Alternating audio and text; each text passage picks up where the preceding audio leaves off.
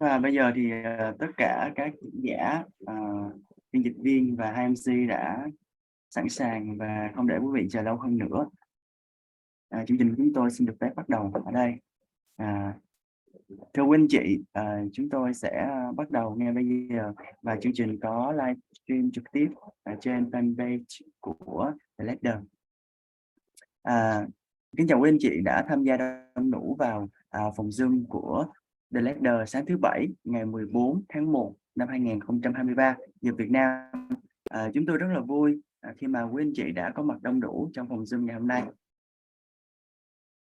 We'd like to say hello to everybody in the Ladder's online meeting room this morning on Saturday, January 14, 2023, Vietnam time. Today, we're delighted to meet you all and hope you have a blissful day with interesting experiences. Vì đây là số thứ 2 nên là chúng tôi cũng sẽ giới thiệu sơ lược về tổ chức The Ladder. The Ladder là một không gian học thuật cho cộng đồng được tiến sĩ Nguyễn Thị Minh và Hoàng Phong Tuấn đồng sáng lập và kết hợp vận hành với một nhóm cựu sinh viên khoa ngữ văn trường Đại học Sư phạm Thành phố Hồ Chí Minh. Trong năm 2020 đến năm 2022 thì chúng tôi đã tổ chức rất là nhiều sự kiện học thuật thành công, đặc biệt trong đó có chuỗi sự kiện mới nhất là Saturday Gender Talk. Chuỗi seminar nghiên cứu giới diễn ra vào thứ Bảy hàng tháng và đã được bắt đầu từ tháng 12 năm 2022. Diễn giả của chuỗi series này là tiến sĩ Nguyễn Thị Minh và khách mời là các nhà nghiên cứu có uy tín trong và ngoài nước. Đến với chuỗi seminar này thì các bạn sẽ được cùng đọc sách, xem phim, nghe giới thiệu và cùng tham gia thảo luận về các vấn đề trong nghiên cứu giới, các văn bản kinh điển hoặc là tiêu biểu của các triết gia, lý thuyết gia thuộc lĩnh vực này. Ngoài ra thì các bạn cũng có thể đề xuất với ban tổ chức về văn bản, tác giả mà các bạn muốn được giới thiệu và thảo luận trong chuỗi talk này. The Ladder, a community learning space, was founded by Dr. Nguyễn Thị Minh and Dr. Hoàng Phong Tuấn and joined by a group of former students of the Ho Chi Minh City University of Education. During 2020 and 2022, the Ladder has held many academic events, especially Saturday Gender Talk, a series of seminars on gender studies taking place on a Saturday monthly from December 2022 onwards. The speakers in this series include Dr. Thị Minh and other recognized researchers in Vietnam and other countries. In these seminars, you may read books, watch films, listen to presentations, and take part in discussions on important issues in gender studies, as well as classical or key texts of philosophers or theories in this field. And you may also give us your suggestions or on other texts or authors that you would like to be introduced and discussed. Thưa quý anh chị, vào ngày 10 tháng 12 năm 2022 thì seminar đầu tiên trong chuỗi Saturday Gender Talk về tình yêu trong phim The Tale of Love của Trịnh Thị Minh Hà đã diễn ra và thu hút được nhiều sự quan tâm. Điều này cũng là động lực cho The Ladder tổ chức Saturday Gender Talk 2 hôm nay. Seminar hôm nay như chúng tôi đã đăng tải thông tin trên fanpage có chủ đề là tôn giáo, tự nhiên và thuyết lệch pha do tiến sĩ Nguyễn Thị Minh chủ trì. Đặc biệt, sự kiện hôm nay có sự tham dự của diễn giả khách mời là một học giả người Mỹ, Phó giáo sư Whitney Bowman. Happily, on December 10th, 2022, the first seminar of our series Saturday Gender Talk on the idea of love in the film A Tale of Love by Trịnh Thị Minh Hà drew much public attention. This motivates the Ladder to hold Saturday Gender Talk number 2 today. And the seminar this morning, as we previously informed you via social media, is about the topic religion, nature, and queer theory, and it is hosted by Dr. Nguyễn Thị Minh. Especially, the guest speaker joining us today is an American scholar, Professor Whitney Bowman. Kính thưa quý vị, thì chúng tôi xin nhắc lại về cái cách thức để chúng ta có thể nghe được phiên dịch. Đối với diễn giả Whitney Bowman là quý vị sẽ nhấn vào phần interpretation hoặc là phiên dịch trên cái giao diện Zoom của quý vị, và khi mà quý vị muốn nghe tiếng Anh thì quý vị cứ để ở chế độ original audio mặc định. Còn nếu mà quý vị muốn nghe tiếng Việt thì chúng ta vui lòng chúng ta bấm vào Korean, bởi vì Zoom nó không cho phép chúng ta sử dụng tiếng Việt, cho nên mọi người cứ bấm vào Korean là mọi người sẽ nghe được. Phiên dịch viên của chúng tôi là bạn Trần Huỳnh Tâm Anh sẽ phiên dịch cô Minh và thầy Bowman ra tiếng Anh và tiếng Việt để các bạn có thể nghe. Và nhân đây thì tôi cũng xin giới thiệu về phiên dịch viên của ngày hôm nay, đó là bạn Trần Huỳnh Tâm Anh, sinh viên năm thứ tư của khoa ngữ văn trường Đại học Sư phạm Thành phố Hồ Chí Minh. Xin có đôi nét giới thiệu về thành tích của bạn, một số các hoạt động nổi bật của bạn. Chẳng hạn như là bạn là cộng tác viên phiên dịch các văn bản tôn giáo và kinh nguyện cho Universal Living Rosary Association từ năm 2016 đến nay. Và bạn còn xuất bản sách với vai trò là dịch giả, và tựa sách là Tận hiến cho Thánh Giuse, những kỳ công của Cha Thiên Liêng năm 2020. Và bạn tham gia làm thông dịch viên cho tiến sĩ giáo dục học Natalie Phạm trong đợt tập huấn bồi dưỡng chuyên môn thường niên cho giáo viên trường Lawrence Sting. Và chúng ta nếu mà chúng ta muốn nghe và chiêm ngưỡng bạn Tâm Anh thì chúng ta cứ thể là vào phần interpretation nha mọi người. Và xin mời Thoại tiếp tục. Và tiếp theo thì chúng tôi xin giới thiệu đôi nét về host của ngày hôm nay, tiến sĩ Nguyễn Thị Minh. Cô là học giả Fulbright ở khoa nghiên cứu Mỹ Á của Đại học California Los Angeles, đồng thời là giảng viên cơ hữu của khoa ngữ văn trường Đại học Sư phạm Thành phố Hồ Chí Minh. Các hướng nghiên cứu chính của cô bao gồm văn học so sánh và cải biên điện ảnh từ lý thuyết giới và ký hiệu học. Cô là một trong những người tiên phong phát triển nghiên cứu giới ở Việt Nam, và cũng là một dịch giả, đồng dịch giả, người hiệu đính của nhiều dịch phẩm triết học, nghiên cứu giới và nghiên cứu văn hóa. Và hiện tại thì cô Minh cũng đã có mặt trong phòng Zoom của chúng ta. Không biết là cô có thể gửi lời chào đến toàn thể người tham dự được không ạ? Well, Dr. Nguyễn Thị Minh is right here, right now with us. It's good to see you, Dr. Nguyễn Thị Minh. Could you send your greetings to all attendees? Vâng, xin chào tất cả các quý vị, anh chị và các bạn, và xin cảm ơn mọi người bởi vì đã quan tâm đến cái chuỗi Saturday Gender Talk của The Ladder, và đây là cái buổi thứ 2 và chúng tôi sẽ có thêm nhiều những cái buổi khác. Và đặc biệt là rất là cảm ơn giáo sư Whitney Bowman vì đã nhận lời và dành cái thời gian rất là quý báu để mà có mặt với lại The Ladder ngày hôm nay trong một cái chủ đề rất là thú vị. Thì chút nữa thì các bạn sẽ được nghe giới thiệu về giáo sư Bowman. Nhưng mà tôi cũng chỉ xin nhấn mạnh một điều, đó là giáo sư Bowman là một cái người nghiên cứu tôn giáo rất là lâu năm và có rất nhiều những cái xuất bản có giá trị về cái chủ đề này. Cho nên là nếu như mọi người quan tâm thì mọi người có thể tìm đọc, và chắc chắn là chúng ta sẽ có một cái buổi trao đổi rất là thú vị. Và tôi cũng xin được giới thiệu sơ lược một chút về cái chủ đề của cái buổi Gender Talk này. Tại sao chúng tôi lại chọn cái chủ đề này? Thì chúng ta biết là cái chủ đề của cái seminar của chúng ta hôm nay đó là mối quan hệ giữa giới, tự nhiên và tôn giáo. Thế thì chúng ta sẽ được nghe giáo sư Bowman sẽ trình bày những cái vấn đề gọi là mang cái tính chất phương pháp luận để mình có thể có một cái góc nhìn về cái chủ đề này. Tuy nhiên nói một cách sơ lược thì chúng ta sẽ thấy là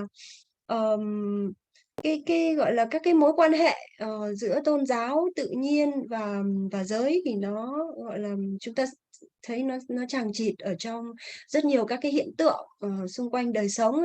Tôi cho rằng là đạo và đời thì nó không tách rời nhau, và đặc biệt là các bạn quan tâm đến văn học và điện ảnh, cái mối quan hệ giữa văn học và điện ảnh của Việt Nam, thì các bạn sẽ thấy là có rất là nhiều những cái điều thú vị mà chúng ta có thể suy ngẫm về chủ đề này. Chẳng hạn như là ở trong cái phần đăng ký thì có một bạn có hỏi về cổ tích. Thì tôi có một cái gọi là gợi ý nhỏ để nếu như bạn nào quan tâm đến vấn đề này thì các bạn có thể chẳng hạn tìm hiểu, và sau khi nghe cái bài giảng ngày hôm nay của Bowman và nghe cái cuộc thảo luận này, các bạn có thể suy nghĩ thêm. Ví dụ như mình có một cái chuyện cổ tích rất là nổi tiếng, ai cũng biết đấy, là chuyện Sự tích Tấm Cám.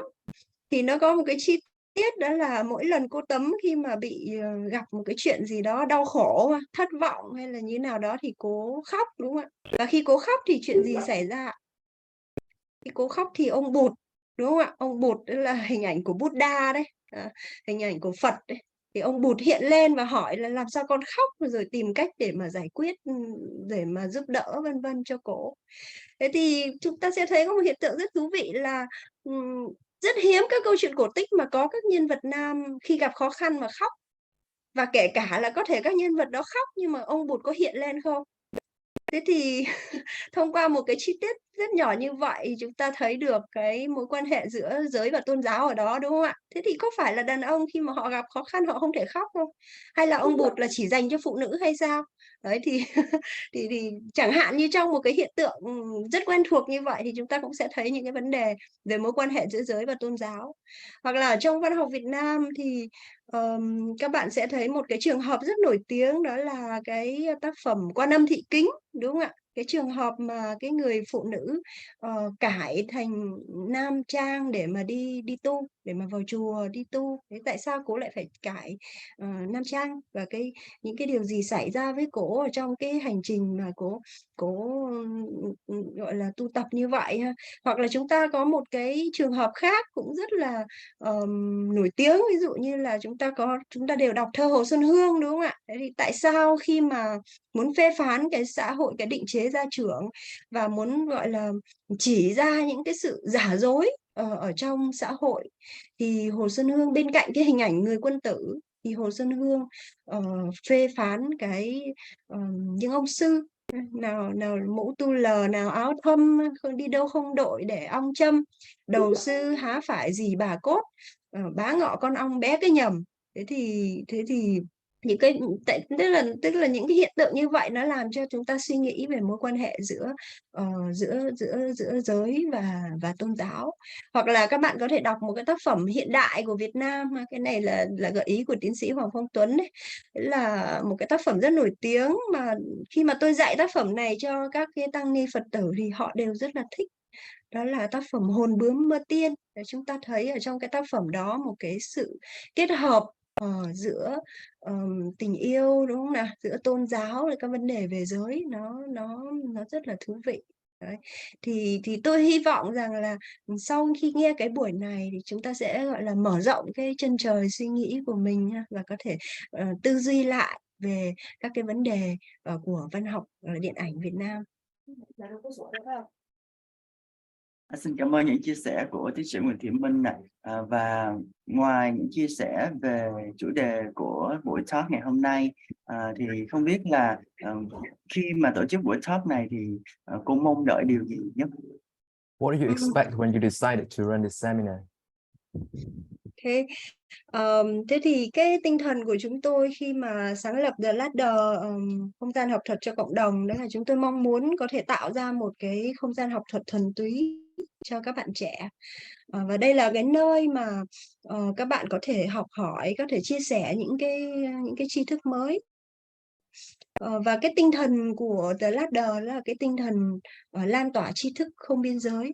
Đấy, và cũng như các cái seminar khác của The Ladder thì đối với chúng tôi thì cái phần thú vị nhất bao giờ cũng là phần trao đổi với các bạn tham dự. Đấy. Thì cái mong muốn lớn nhất của tôi ở trong cái buổi ngày hôm nay đó là chúng tôi sẽ tiếp tục nhận được những cái câu hỏi trao đổi của tất cả các quý vị và các bạn.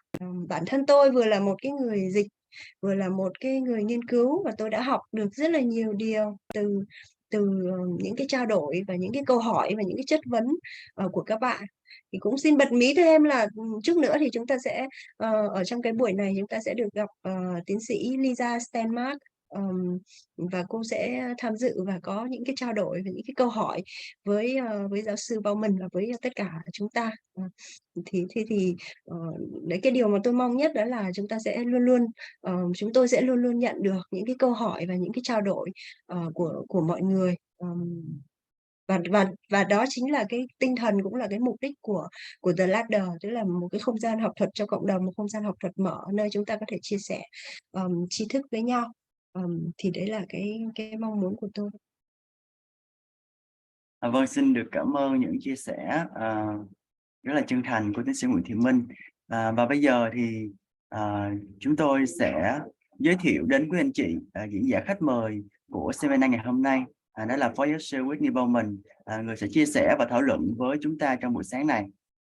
Thank you, Dr. Nguyễn Thị Minh, for sharing your feelings with us.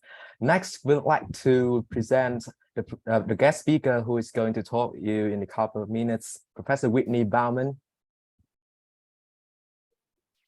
Thì Phó Giáo sư Bowman là một nhà nghiên cứu tôn giáo tại Đại học Quốc tế Florida ở Miami. Anh cũng là đồng sáng lập và chủ trì của Counterpoint Navigating Knowledge, một tổ chức phi lợi nhuận ở Berlin, Đức, nhằm tổ chức những cuộc thảo luận cộng đồng về những vấn đề xã hội và sinh thái liên quan đến toàn cầu hóa và biến đổi khí hậu. Các lĩnh vực nghiên cứu mà anh quan tâm thuộc về chủ đề tôn giáo, khoa học và toàn cầu hóa, và anh đã nhận được học bổng Fulbright và học bổng Humboldt, đồng thời đã đạt được nhiều giải thưởng từ FIU dành cho người xuất sắc trong các hoạt động nghiên cứu sáng tạo.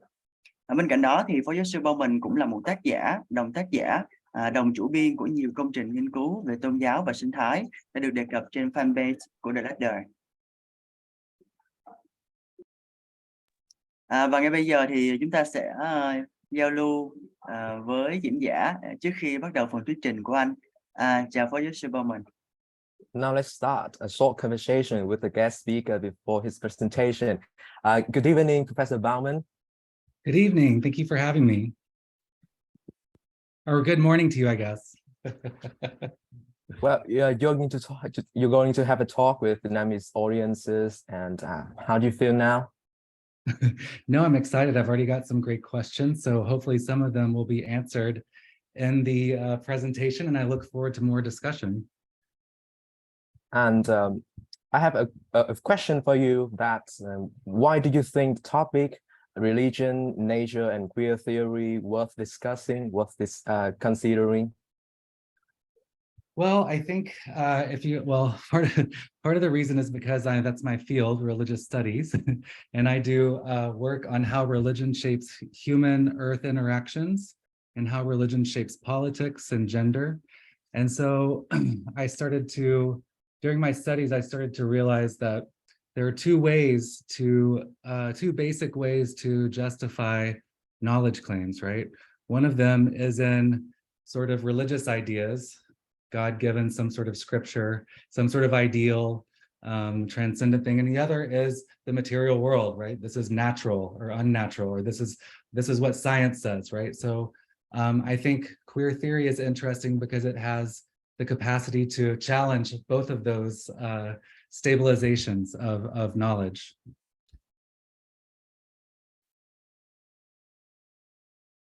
Xin cảm ơn những chia sẻ chân thành của Phó sư Bowman. Bây giờ thì không để quý vị chờ lâu hơn nữa, chúng ta sẽ cùng nhau nghe diễn giả thuyết trình những kết quả nghiên cứu của mình về chủ đề tôn giáo, tự nhiên và thuyết lệch pha. Sau đó sẽ là phần khán giả trao đổi, thảo luận cùng diễn giả và host. Xuyên suốt trong phần thuyết trình của diễn giả thì quý anh chị xin lưu ý là chúng ta sẽ vui lòng tắt micro và chỉ mở khi trao đổi, thảo luận khi diễn ra, khi bài thuyết trình kết thúc. Và vâng, Phó sư Bowman, anh có thể bắt đầu ngay bây giờ. Thank you very much, Professor Whitney Bowman, for your sincere words. All right, let's not make you wait any longer. We're going to listen to Professor Bowman present his findings on religion, nature, and queer theory. And after his presentation, any audience can put questions to the speaker and discuss with him. And from now on, please kindly mute your microphone and only turn it on after the speaker ends his presentation. All right, Professor Bowman, you may start now, please. Thank you so much. And again, thank you for having me. This is great. I wish we were all in person, but it's nice that we can meet over these, over the whatever they are, digital airwaves or however this works. Okay, I have this brief PowerPoint here that I want to walk through. And let me start this timer so I don't go over time here. I'm going to time myself. Okay, good. So the topic today is, as was mentioned, religion, nature, and queer theory. And in order to sort of explain why religion, nature, and queer theory, why these three topics, I want to briefly describe what I mean when I say religion, what I mean when I say nature, and what I mean when I say queer theory. Hopefully this will help also with the, let's see here if I can get there, there we go, with the understanding of what I'm doing here. Okay, so what is religion, right? I think most people, when they think of religion, they think of Buddhism, Confucianism, Christianity, Hinduism, Judaism, Islam, Shinto, so on and so forth. People usually think of one of the major world religions. And that's true, that's part of what religion is. But religion can also be found outside of these quote unquote world or global traditions. So religion can also look like this, the religion of consumerism, right? People go to the malls and they buy things to help them feel better, right? The advertisers are kind of like preachers preaching the gospel of certain products, so you'll come and buy them, right? And then people go and buy their identities, right? So in the US at least, right? If you shop at Whole Foods and you drive an electric car, then that means you are eco, right? You're an environmentalist, right? So we kind of tend to, through consumerism, buy our identities, and it makes meaning out of our lives, right? And for me, this is at the heart of what I mean when I say religion. Religion is a meaning-making practice. It helps us to make sense of our lives. And if you look at the roots of the word, the Latin for religion, there's two different words. One is religare and religare. The other is religare here. And they mean to bind back, to bind together, to gather together, and to bind together, right? So it's basically collecting information and binding it together into a meaningful whole, right? Making sense of our lives, basically, is basically the act of religion. So I like to think of it as reattunement, right? We're constantly tuning ourselves to the people around us, to our context, to help make meaning out of our lives. And I think this is part of what it means to be human, right? If dogs bark and birds fly and fish swim, humans make meaning. We can't help ourselves. We get up in the morning and we get out of bed and we plan our day because we have goals, right? We know where we came from and we know where we want to go, and we're doing things in order to make them meaningful. And in fact, when someone says life is meaningless or they can't find meaning, then we think something's wrong, right? And we need to help them. So whatever else it means to be human, we are sort of meaning-making creatures. And this is also what I mean when I'm talking about religion, the process of meaning-making. Another part, of course, coming from Emile Durkheim, a sort of Western sociologist of religion, is that religion functions in our lives. I know this is a little bit different in Vietnam, but still, you see it all over in Vietnam, these little statues with incense burning, right? There's little blessings everywhere. There's hints of religion everywhere. And indeed, religion, or at least the background religion of a culture, tells us sort of our social norms, who we can marry, what we can eat, who we can sleep with, right? What are our ethics and these sorts of things. These are often derived from religion. So religion helps us to function with one another in our daily lives. And in this way, religion materializes in the world, right? So religion is not just something that doesn't have material effects. It affects how we interact with other people and the rest of the natural world. If we think, for instance, that humans are above nature, whoops, I don't know how that happened. We think humans are above nature, then we're going to treat the world as an instrument for human ends. Versus if we think humans are part of nature and we come from all of these other animals and we depend on evolutionary history and ecology and the rest of the planetary community, then we're going to act differently, right? So religion through our actions materializes in the world. And also, I think it's important to remember that religion is a Western construct, right? It's formed during the European colonization period, this idea of religion, when basically Christian people came into contact with other cultures that didn't have Christianity and asked, well, what functions like Christianity in your culture, right? And so it's a Western construct. And so a lot of indigenous people think of their, not of religion, but of lifeways, right? It's just a way of life. It's part of everyday life.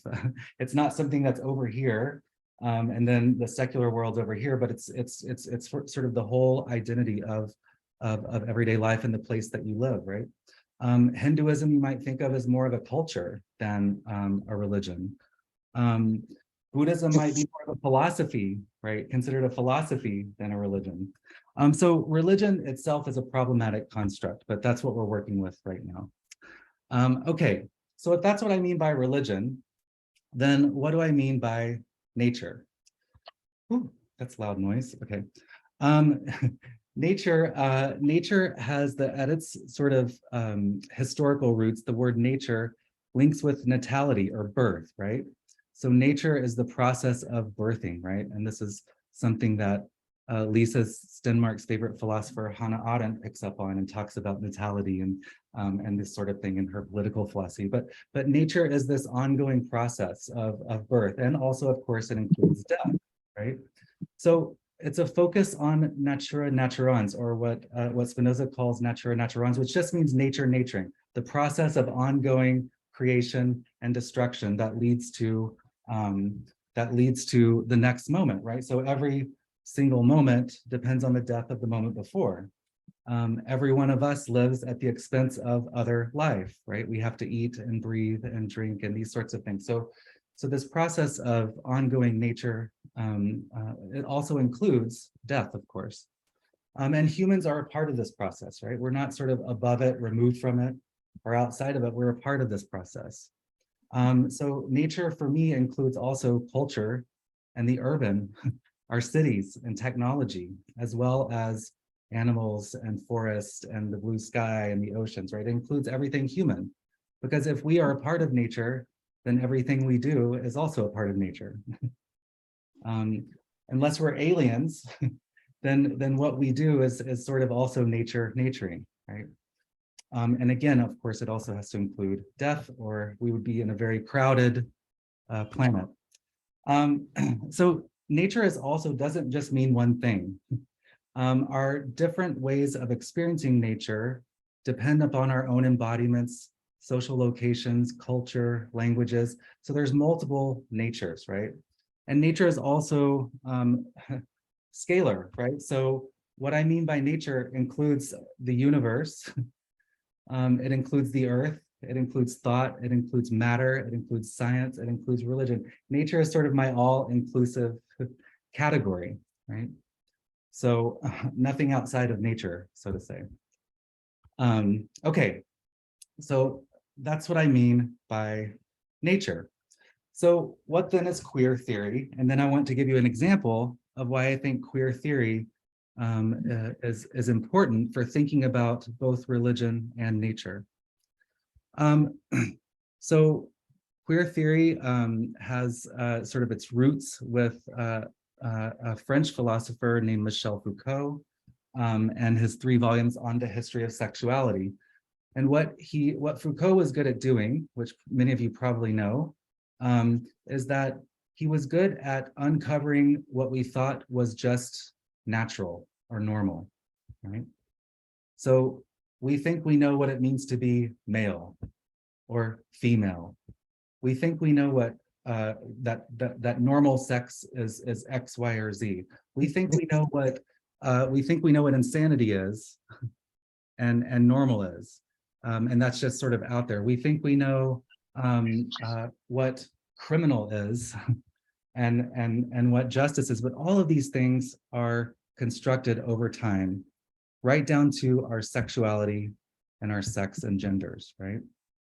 And so Foucault says, look, you might think that this is natural or given, but it's only because the history of the term or concept has been covered over and forgotten. So we have to go back and dig into the history of these ideas to see their construction, right? And one of his most famous students, who I know that you probably heard of, was Judith Butler, and she really sort of catapulted queer theory into into our contemporary academy and this sort of thing with her books, Gender Trouble and Bodies That Matter.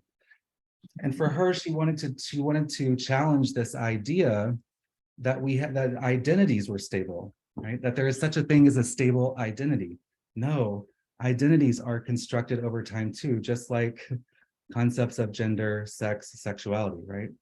Indeed, we're thrown into, as being born into cultural norms and language and particular geographical regions, and we are interrelated with these places, these contexts that we're thrown into. So we pick up on the cues based upon how we're treated and how people respond to us when we act, right? So I learned how to be male by learning what my culture says maleness is, right? And that trains me into becoming male, right? Or right now, I am, I know I'm being a professor, right? Why is this being a professor? Instead of me like laying down on the beach, drinking beer and talking to you, right? You probably wouldn't listen to me if that's what I was doing, right? So there's these different roles that we sort of perform, right? And performances are not sort of chosen, right? We can't not perform.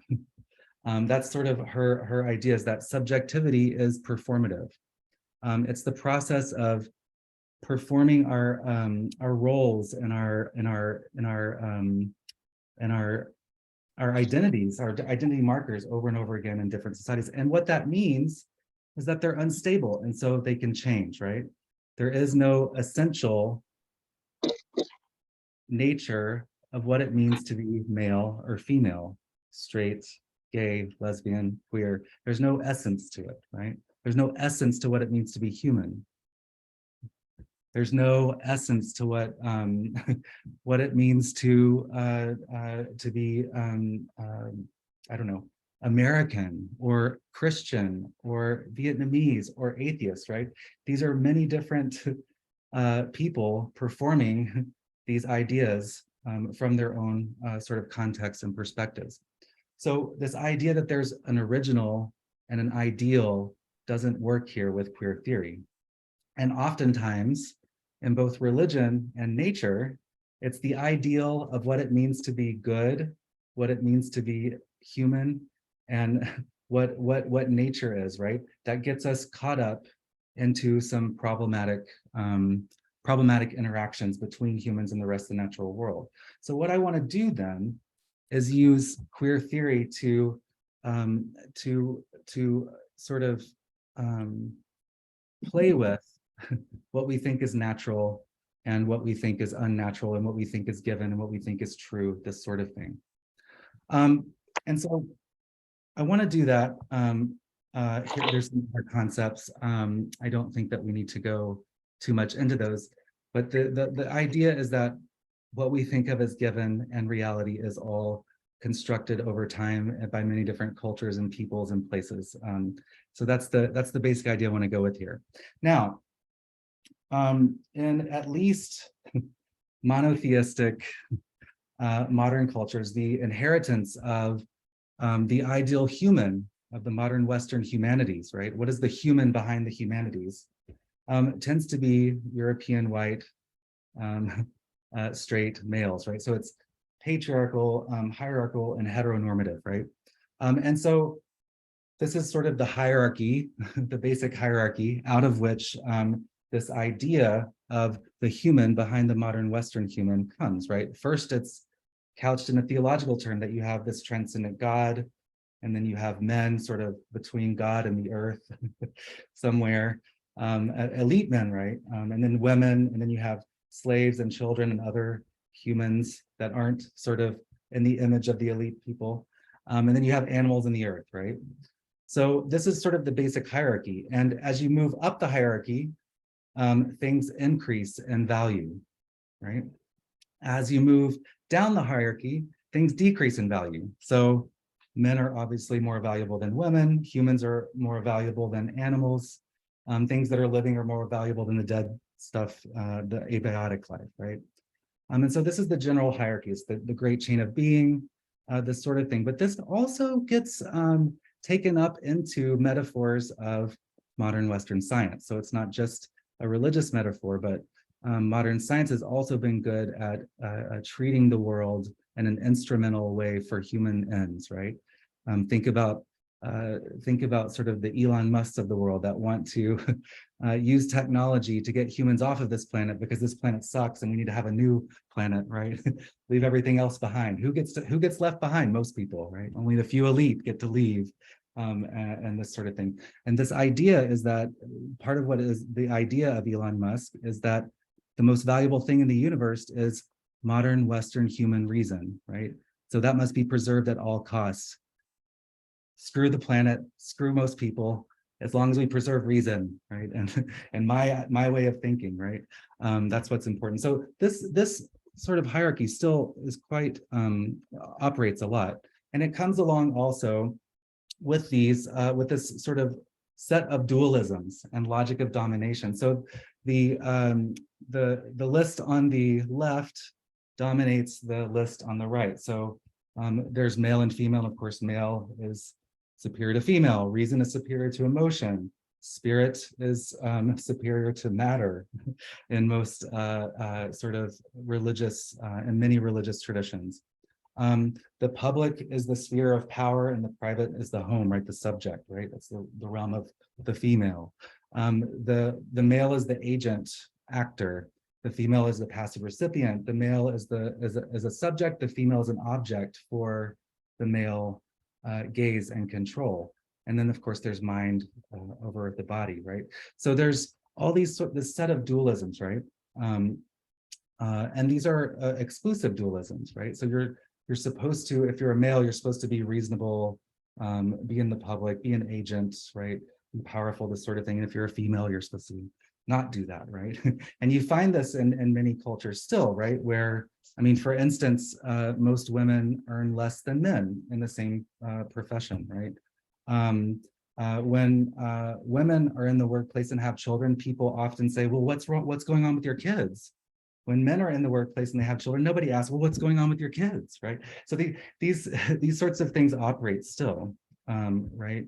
Often in the background, if not overtly. Okay, you also have these values, right? So good versus evil, right? This is the evil side is over here, right? You want to get away from these things. The eternal, right, is what really matters, what's really real. The finite is fallible, decaying, and this sort of thing, right? So we need to look towards the eternal things, right? The universal over the particular, right? The objective over the subjective, and unity over diversity, right? The point is to come to the same unified, universal, objective agreement, right? That can be spread over the whole universe, regardless of context or different situation, right? So this is sort of what I would call the logic of heteronormativity, right? That says that heterosexuality is the norm, and androcentrism, right? That the world is centered around sort of the male, right? And this is sort of also what Val Plumwood calls the logic of domination, and much of modern Western thought that has been sort of globalized at this point. And I know that there are other cultural norms and situations that I hope that you will tell me about and help me relate more to your own context a little bit. So what queer theory does then is I think it helps us break out of this whole logic of domination, all these sorts of binaries and hierarchies, right?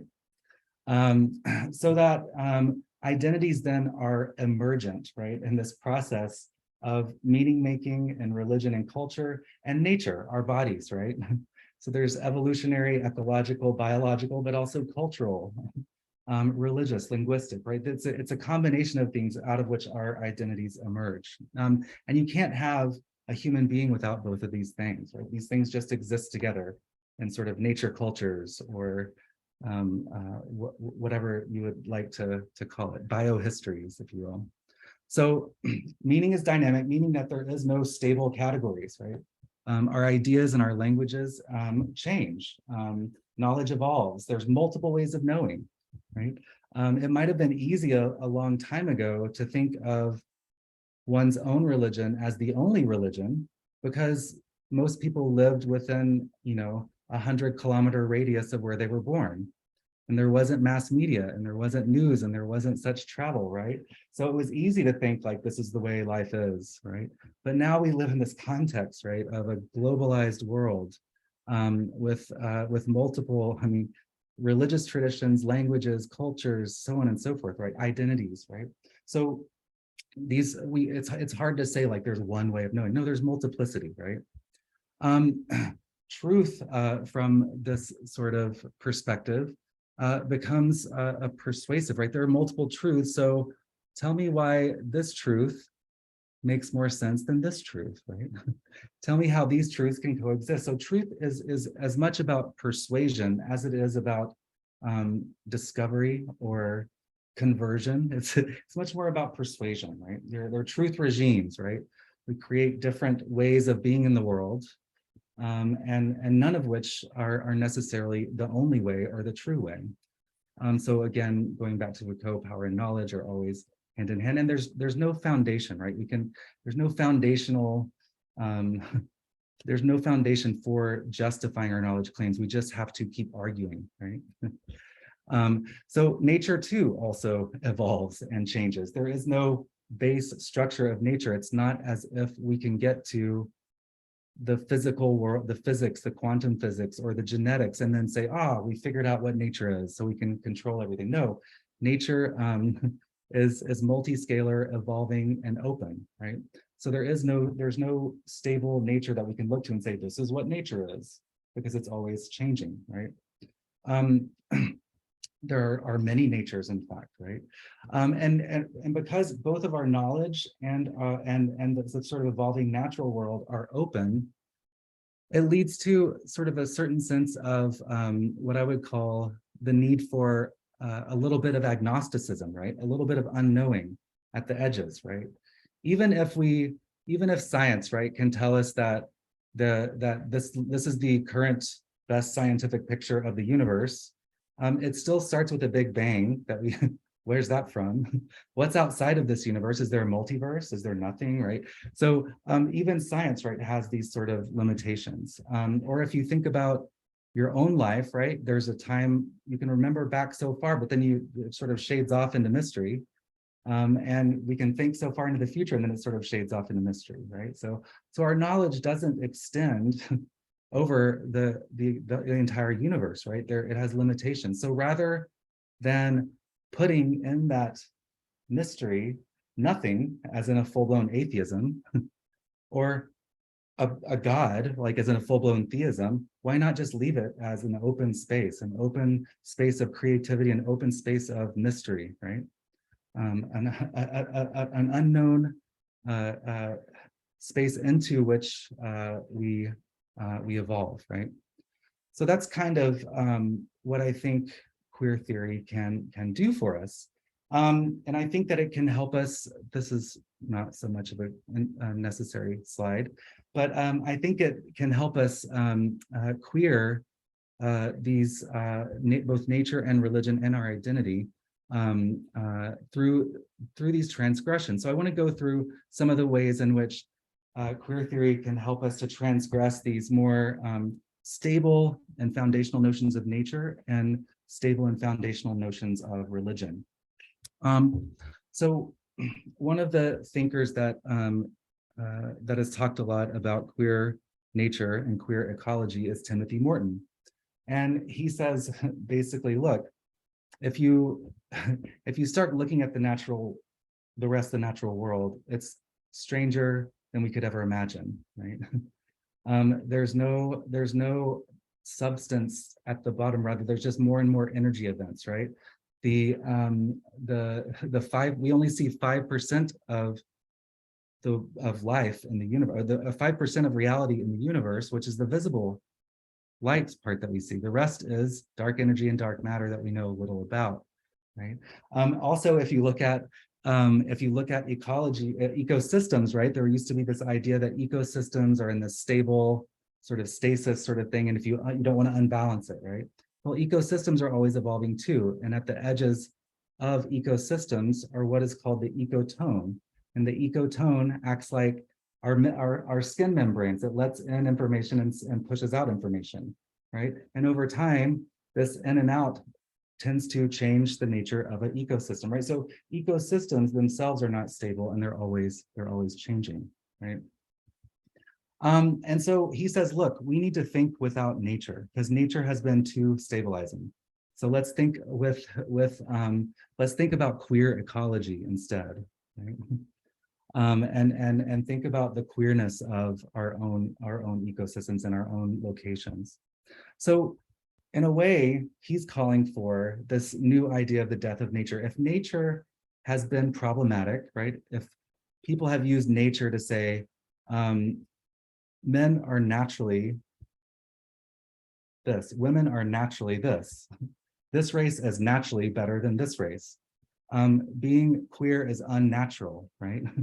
Then maybe we need to get rid of this stable idea of nature. So there's queer theory and dealing with nature has to some extent sort of killed off or created this new death of nature, right? Where we need to get rid of that concept and think something else, right?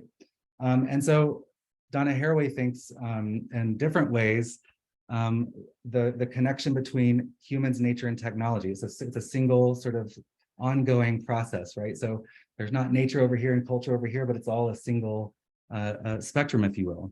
And so she also thinks with technology in terms of her cyborg ontology, and suggests that we're all part technology, right? And we don't exist without eyeglasses and computers and the fossil fuel technologies that we live. We couldn't be us without these things. So we're already sort of cyborgs in a way. So we should really think about that as part of our nature and part of the rest of the natural world. On the other side of that, she says, look, we're also companion species, right? We evolve with and are evolved by tons of organisms, including the bacteria in our gut, right? Our microbiome lead to evolutionary changes. She argues, right, that dogs have evolved us as human beings as much as our pets have evolved us, as much as we think we've domesticated them. They have changed our humanity as well, right? So this is what she wants to think, right? This symbiosis, this evolving together of life, right? With including technology, right? So again, as I started out, it's this idea of nature naturing, this ongoing process of nature naturing. Other people have talked about this, so maybe we shouldn't think about distinct objects or entities, but assemblages, right? So our bodies are assemblages of multiple other organisms, and we are part of larger assemblages, right? Including the planet, right? This assemblage of the planet, right?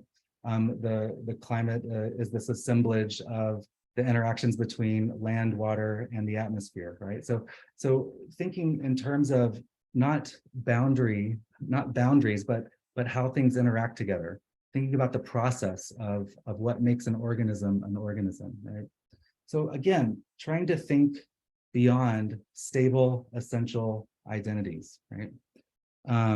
Is what queer theory is all about. And also, you can find this in religion. And religion has for a long time had sort of transgressive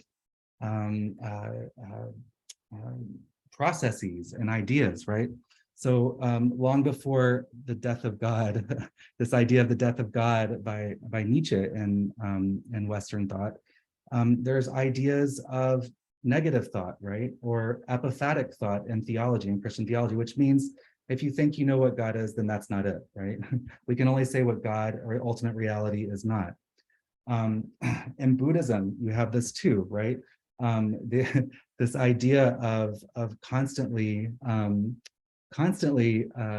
smashing your concepts open, right? Because once you identify with a concept and you start thinking you know what the world is, that's idolatry and that's desire and that's suffering, right? So there's all sorts of meditation sort of breaks down our logocentrism, our are ways of organizing the world and reifying the world in those concepts, right?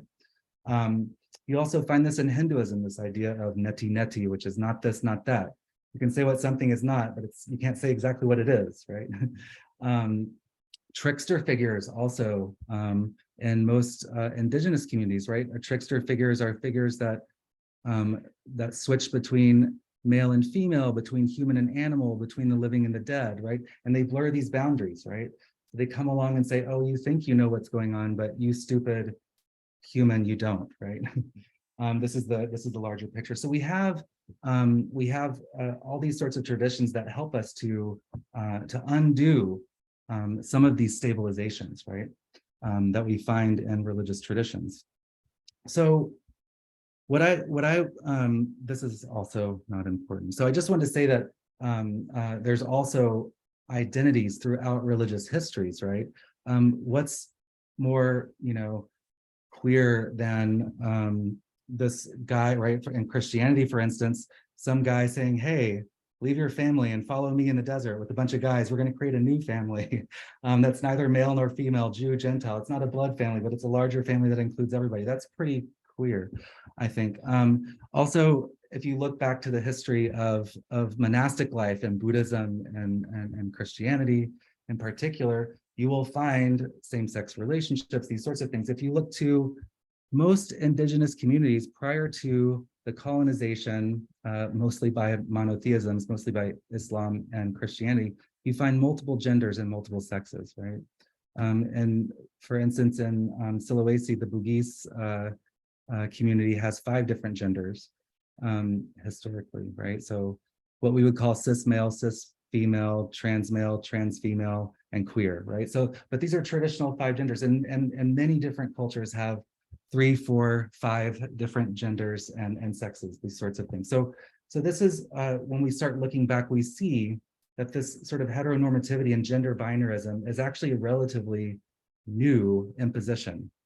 And so I just want to end with these last 2 slides and say these are a couple of things that are going on in terms of queering nature. So one that I really like, and it's older now, but it's still relevant, is an evolutionary biologist named Joan Roughgarden, who wrote this book called Evolution's Rainbow, right? And she said, look, there's all types of sexuality in nature, and this idea of evolution being about the survival of the fittest and sort of sexual reproduction is wrong, right? Evolution depends on cooperation, much more cooperation than it does about competition, right? Also, there are animals that change their sex throughout life. There are asexual types of reproduction. There are queer animals and these sorts of, so there's all different types of sexuality that you find throughout nature. So why do people say that there's, this is the way, this is natural, right? Again, there's the third spirits in the Waria. There's different types of gender and sexualities. There's the Intersex Society of America, for instance, says that about 1 in 1,000 people are born with some one of 22 intersex conditions. And right now, who decides what that child is going to be? The parents and the doctor at birth, right? So the Intersex Society of America is trying to say, look, let's let that child decide when that child comes of age and decides who he, she, or they want to be, right?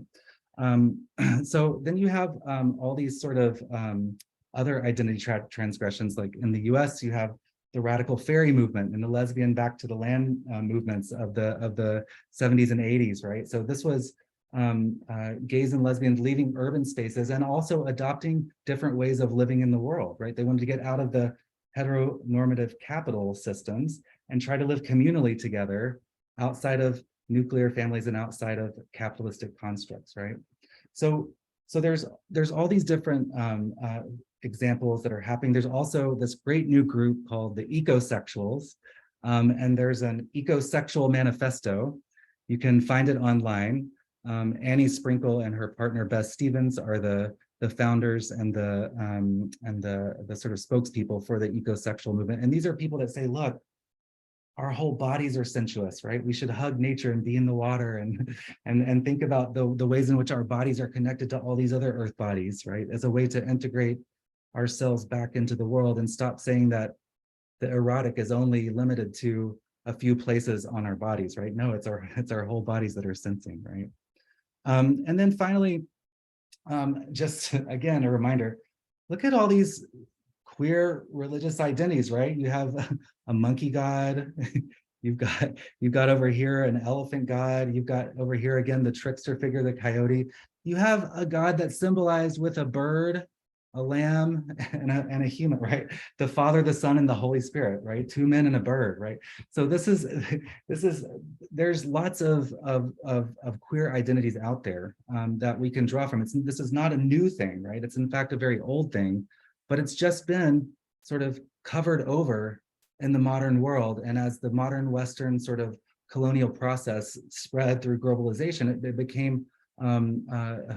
it became instilled in many other cultures as well. And so I think that queer theory can help us to reopen our cultures and concepts to this sort of multiplicity, if you will.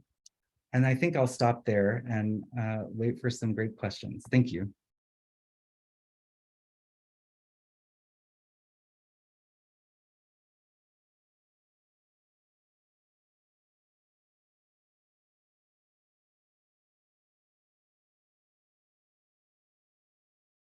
Thank you very much, Professor Bowman, for a very interesting discussion. I'm sure that so our audience have many questions for you, and so your lecture somehow broaden the knowledge of people about the relationship between religion, gender and nature. Thưa quý anh Cảm chị ơn thì Phó giáo sư Bowman và tiến sĩ Nguyễn Thị Minh. Bây giờ thì thank chúng you, ta sẽ Professor đến với Bowman and Dr. Nguyễn Thị Minh. của khán giả, thì chúng ta sẽ trao đổi về những cái câu hỏi này trong cái thời gian còn lại của chương trình.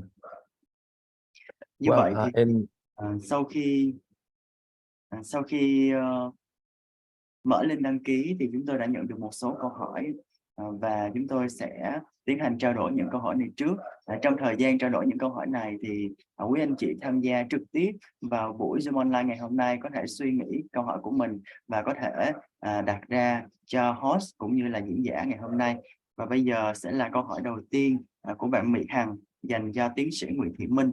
Đó là xin hỏi tiến sĩ Nguyễn Thị Minh là bạn có ý định nghiên cứu về Nho giáo và Đạo giáo ảnh hưởng như thế nào đến quan niệm về giới ở Việt Nam không? Đó là câu hỏi đầu tiên dành cho tiến sĩ Nguyễn Thị Minh. Vâng, xin cảm ơn cái câu hỏi của bạn. Cũng là một cái câu hỏi rất hay. Tức là ở Việt Nam thì có 3 cái gọi là cái tư tưởng nó ảnh hưởng rất là lớn đến cái đời sống của người Việt. Bowman, if you want to listen to the translation, you can choose Korean. Sorry, yeah. Okay, sorry for the confusion. Okay. Okay.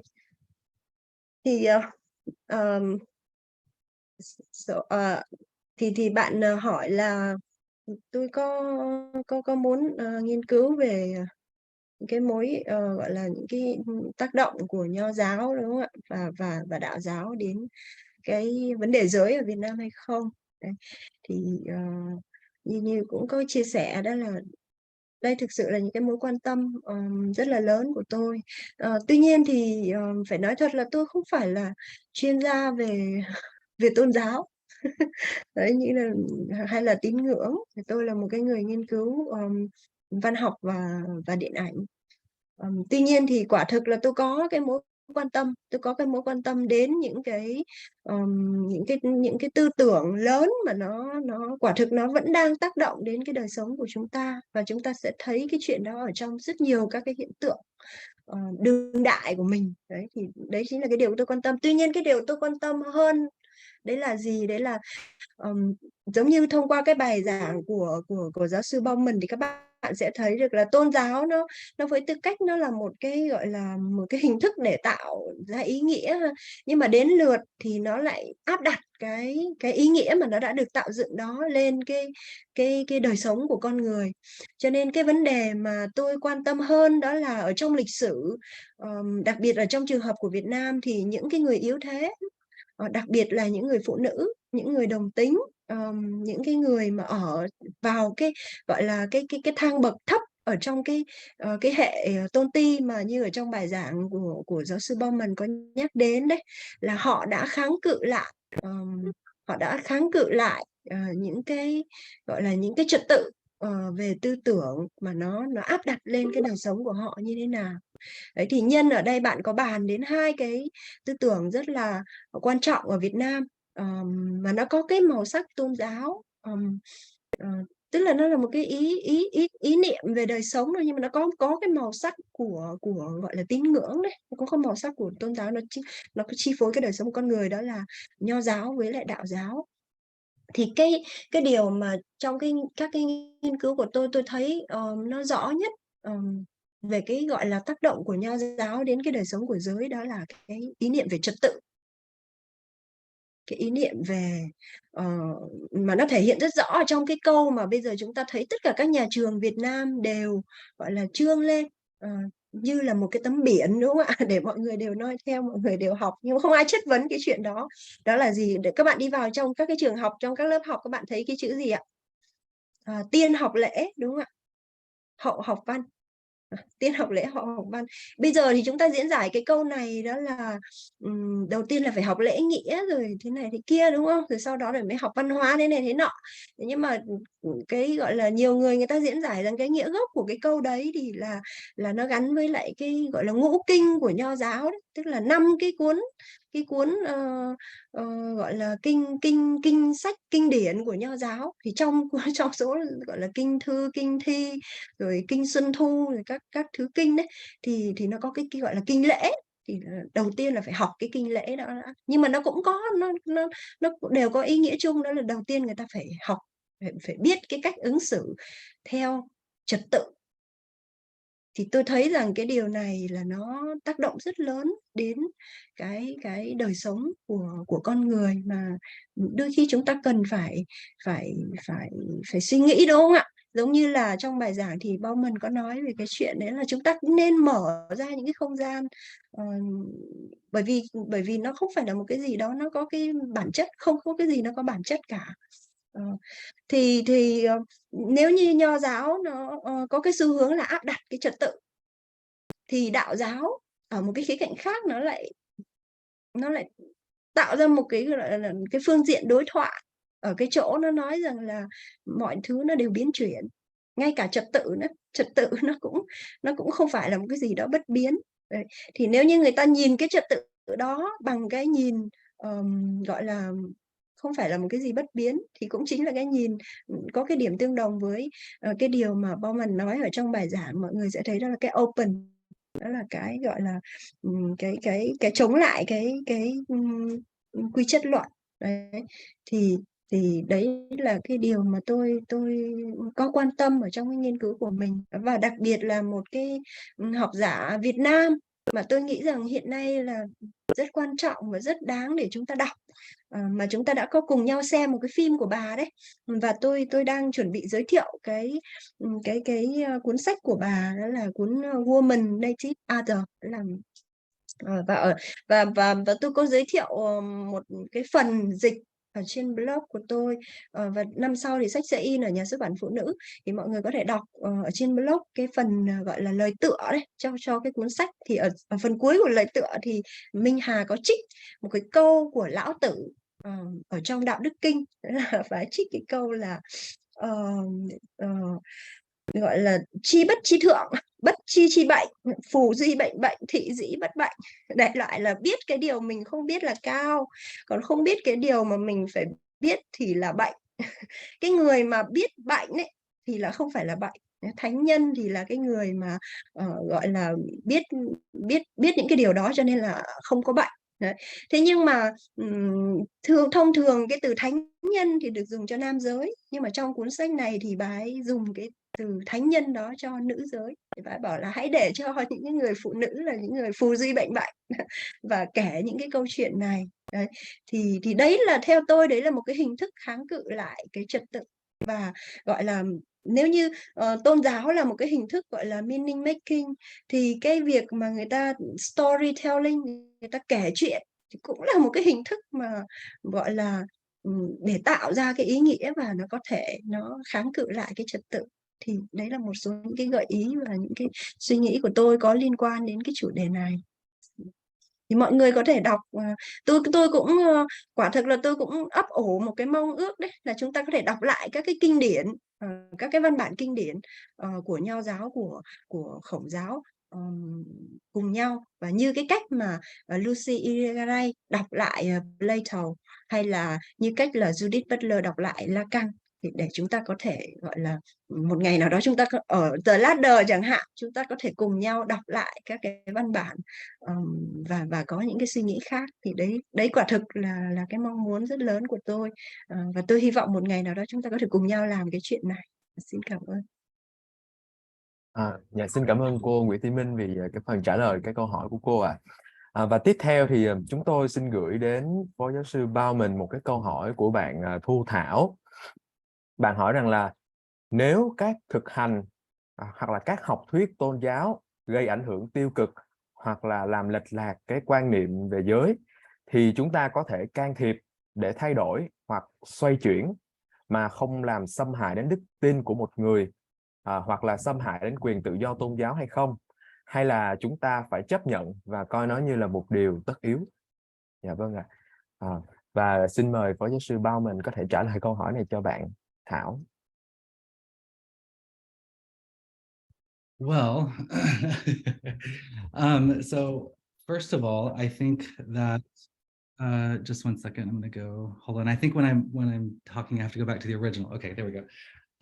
First of all, I think all doctrines are also co-constructed over time, and there's also ways in which certain parts of traditions are emphasized over others, and this usually has to do with who is in power in terms of that tradition. So there's a lot of hermeneutics out there over text. There's a lot of information about how different doctrines were constructed. There's also a lot more information about the diversity, the heterodoxy of all religions, right? There was never a single time in which there was orthodoxy. At any given moment, you see many different expressions of the same religion. So I don't think that sort of being critical of one's faith is against religious freedom. I think it's actually asking one to take responsibility for one's beliefs, right? So I always say, you can believe whatever you want. That's fine. What I care about is how you use those beliefs and how those beliefs lead you, how take responsibility for them, and say, I believe this, so I'm going to discriminate against you, right?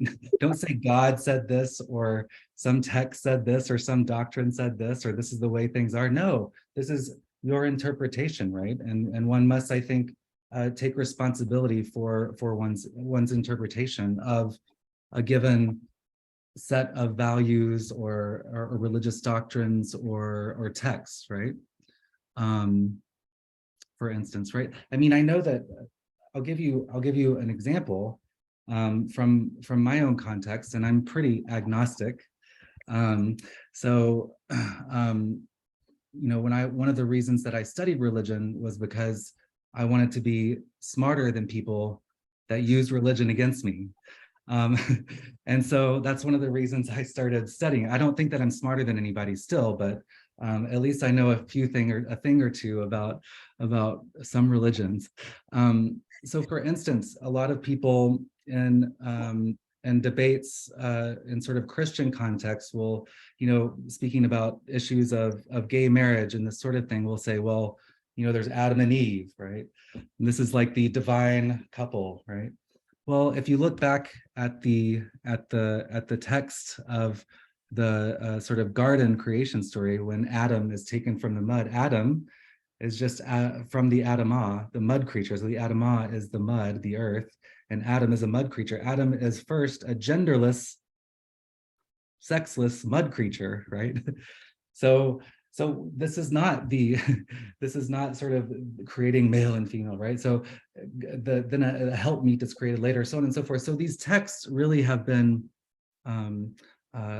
reinterpreted in many ways falsely, and not even in accordance with the sort of original, or the language, right? So there's anachronisms, there's reading back of current context into history without knowing a full understanding of where these texts come from and how they're written, and then to use that to justify things like marriage should only be between a man and a woman. So I think there's always room for questioning. And one last thing I'll say, and then I'll shut up, is that if a doctrine or a law or a given can't be questioned, then it's probably not that strong to begin with.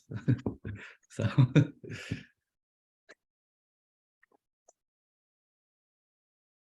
Xin cảm ơn thầy Bauman đã giải đáp câu hỏi của bạn Đinh Thu Thảo.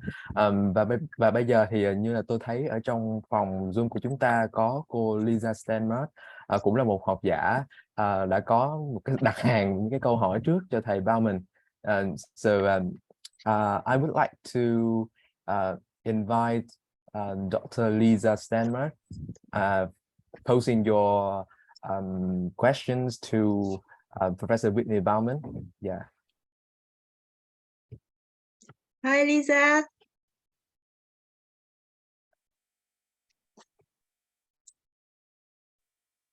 Could you turn on your microphone, please?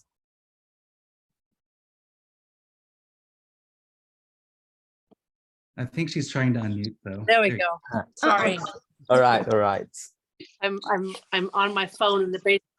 I actually don't have any questions for Whitney. I just wanted to log in.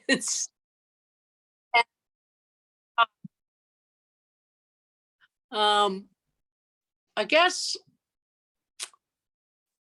I want to ask one of those sort of big meta questions that Whitney can do whatever he wants with, because my question has to do, so we've been talking about this connection, nature, etc., for 30 or 40 years. What's the next step? How do we begin to stop talking about it and start putting it into practice? I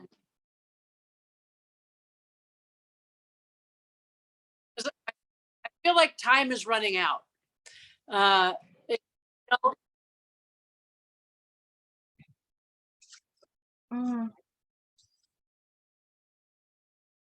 Lisa, you're muted again.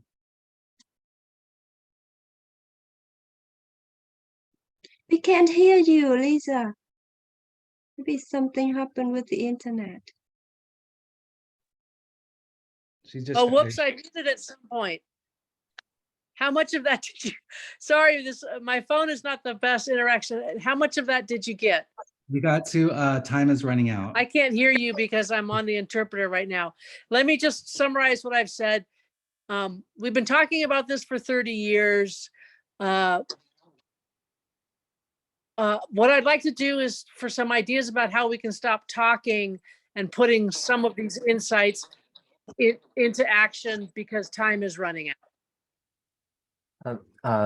Professor Bauman, her question is that how we can stop talking and put everything I into will. practice. So I have to change back. Yes, well, I mean, Sounds like a Max question. I'll be there. I'll be there in a few. I'll be there in a few dangerous. weeks. Be there in a couple months. Yeah, no, this is, I mean, Lisa and I have been working together for a long time now, and we talk about this a lot. And I think, part of That's the $1 million question, right? Or the $8 billion question, whatever you want to say. But I think there's not a clear answer. But for me, at least, one of the reasons that I always have in conversation sort of the critical theories with nature and religion both is that I think we can't just deconstruct into a no context, right? There's a context within which we're deconstructing and trying to reconstruct. And for me, that's increasingly become this idea of the planetary, right? That we're a creature among creatures. We're first and foremost, Homo sapiens, emergent out of this evolutionary process, this sort of thing. And so therefore, we're together in many ways on this planet. And that doesn't mean that we're not radically different and that we don't have different goals and desires and this sort of thing. But it just means to me that rather than sort of retreating to our own cultures and languages and our safety nets, we need to make connections when possible, if that's possible. And I think, trying to do some of the work of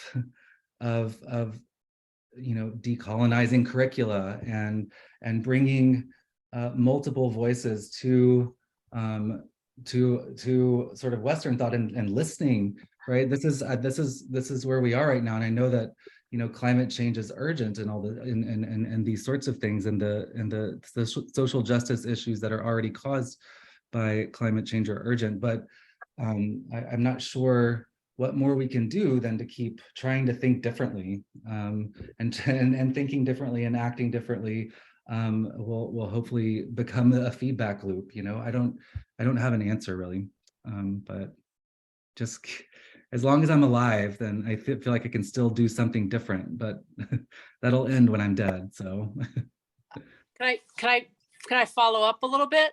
yeah. And I'm hoping the translator getting this. Sorry about this. I guess I'm also sort of thinking about sort of bringing in that religion connection, right? Because we have a lot of religious traditions that have a lot to say about the natural world and how we interact with it.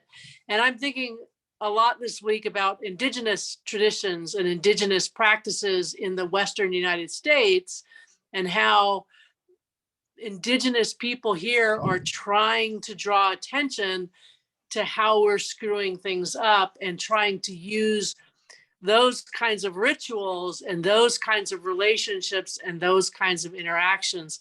So I might want to get a response to you on some of that, because I know you've spent a lot of time in Indonesia, but perhaps some of the people attending here virtually as well can help talk and think with us about some of your cultural practices that need to be rethought and cultural expressions that can help us rethink these issues having to do with nature and gender and all of these other aspects.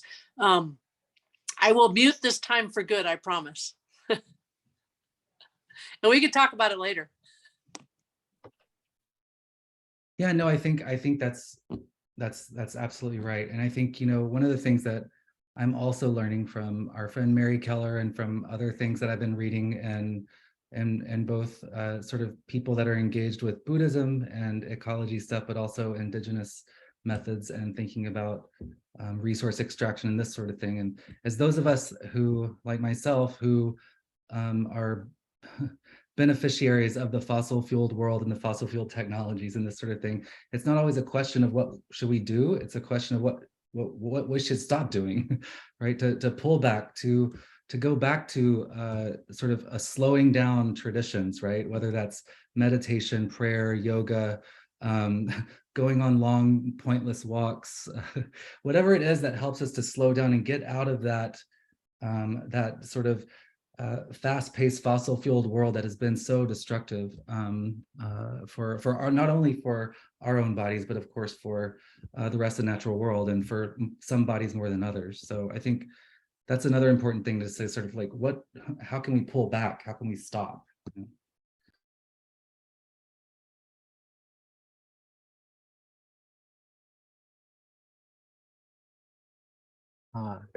Xin cảm ơn thầy Bauman đã giải đáp các câu hỏi của cô Lisa. Và chương trình của chúng tôi xin được tiếp tục với các cái câu hỏi đã gửi trước về cho chúng tôi qua email. Câu hỏi tiếp theo là đến từ người phiên dịch của chúng ta, bạn Tâm Anh. Bạn có tới 2 câu hỏi dành cho thầy Whitney. Đầu tiên là câu hỏi thứ nhất, trong truyền thống Phật giáo Tây Tạng có những hình ảnh các vị bổn tôn được khắc họa với đối ngẫu của mình trong tư thế phối ngẫu. Thế thì diễn giả nghĩ như thế nào về hình ảnh này? Dạ, đó là câu hỏi thứ nhất dành cho giáo sư Bauman.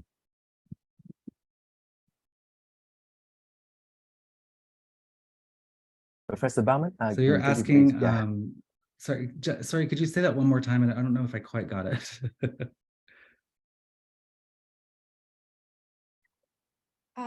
Nam. Okay. So he's listening to the interpreter.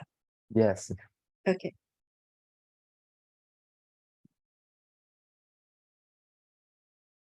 Yeah, okay. Yeah, so okay. So yeah, so I think I got the gist of it. Yes, there are definitely there are Buddhist manuals, in particular Tibetan Buddhist manuals, the Dop Dop, are one sort of one set of people, and they're the not all sects was sort of punishable by being kicked out of the monastery. In fact, they instructed men to have sex between the thighs, right? So you could have sex between the thighs, and that's okay, but you can't have penetrative sex. So like, there's all sorts of existing literature between monks, between nuns, and Buddhism and Christianity. And if you think about it, it makes a lot of sense, right? Probably,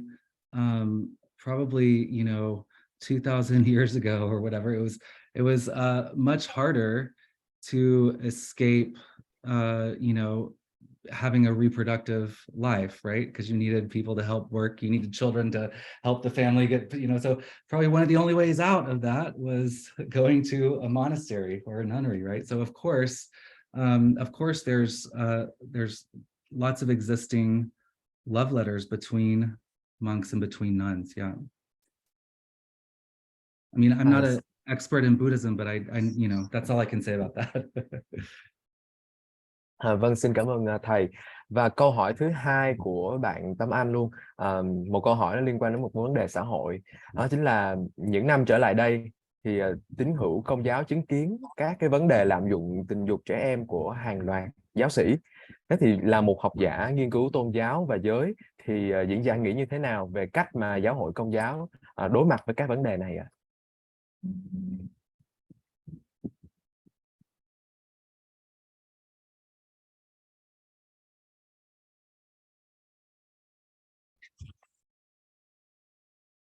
Okay, so fair question. So, you know, first of all, I will say that, you know, this is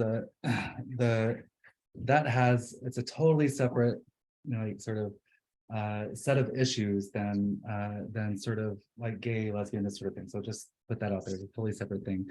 And actually, you know, celibacy was not always a requirement of Catholic priests, right? This didn't come around until around the 4th century, 4th or 5th century, right? So when Catholic priests had to be celibate, right? And part of it was that the priests needed to be above their parishioners so they could hear the confession of sins, right? So how do you do that? Then you don't get tainted by the sin of sex, right? So this idea that sex is sin, and so the priests can then set themselves apart, and then they can be confessed to and this sort of thing. So that's a whole other set of issues. But what happened during the majority of priests that have been sort of guilty of this are a bit older, and they used to go from high school right into the monastery, right? And they were not given any sort of sex education. They were not given any sort of there was no discussion about sexuality. You were just a celibate priest, right? And so this is not just my opinion, but this is it's what I've come to think about this. So of course, these people had arrested sexual development, right? That came out later in ways, right? So their sexual lives, right, were arrested as adolescents, and when they decide to act on that, then that's exactly the age of a person that they act upon. I think the church has been horrible about covering it up. I think the Pope that just the last Benedict, the Pope that just died, was and particularly not good. He also, at the same time, his answer to dealing with it was to send in a group of investigators from the Vatican to the monasteries to root out gay priests. That was his answer to this question, which is ridiculous, right?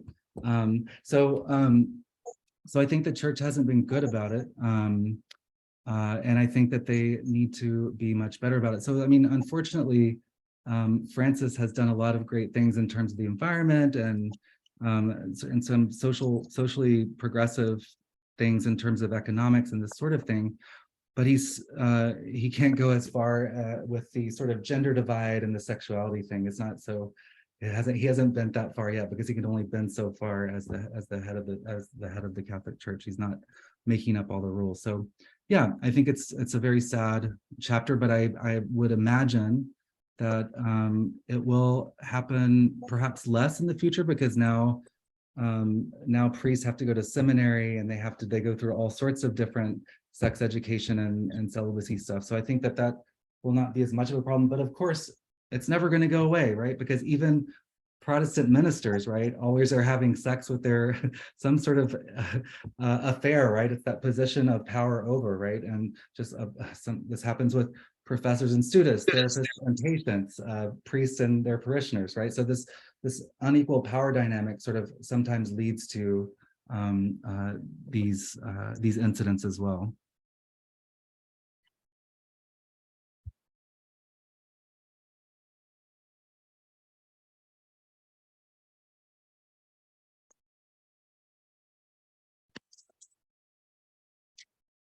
Xin cảm ơn phần trả lời của giáo sư Bowman và phiên dịch của bạn Tâm Anh. Và tiếp sau đây thì sẽ là phần giao lưu trực tiếp với khán giả.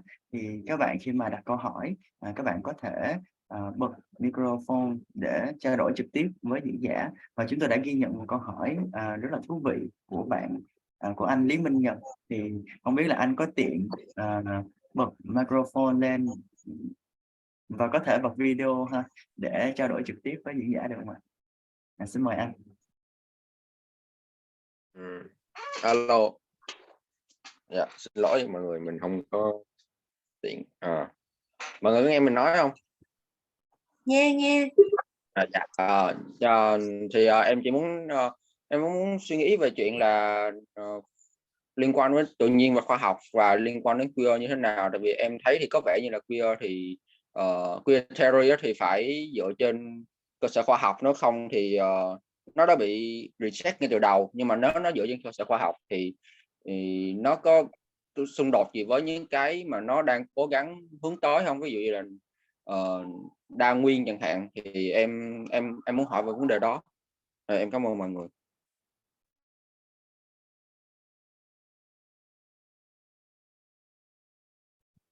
Xin được cảm ơn câu hỏi của anh, và sau đây thì tiến sĩ sẽ trả lời. So should I try to answer now? Oh yes, yeah. Okay, all right.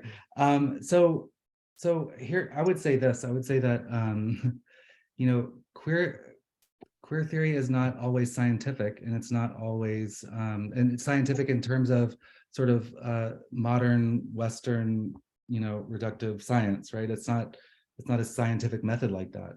It's actually sometimes critical, right? It's not based in science and not based in bodies, material reality, but it's also not reduced to that.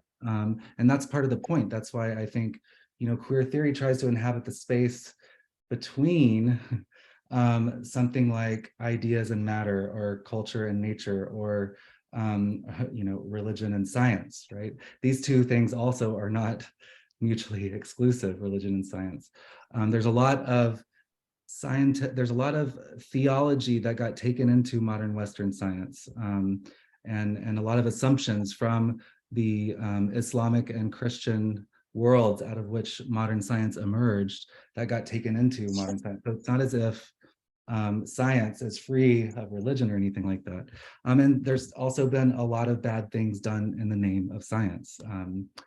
Eugenics, nuclear bombs, these sorts of things. So I think that, yes, queer theory draws from the resources of science, right? Let's, clearly, nature is a lot stranger than what we thought, right? But it doesn't necessarily sort of justify itself by the science alone. I'll give you one example of why that's important. One is that the sort of evolution's rainbow, right?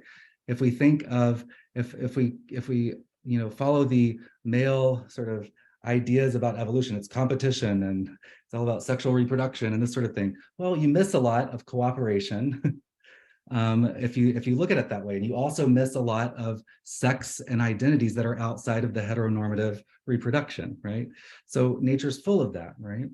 If Londa Scheibinger, who is a philosopher of science at Stanford, has this great chapter in one of her books where she's critiquing Linnaeus, right?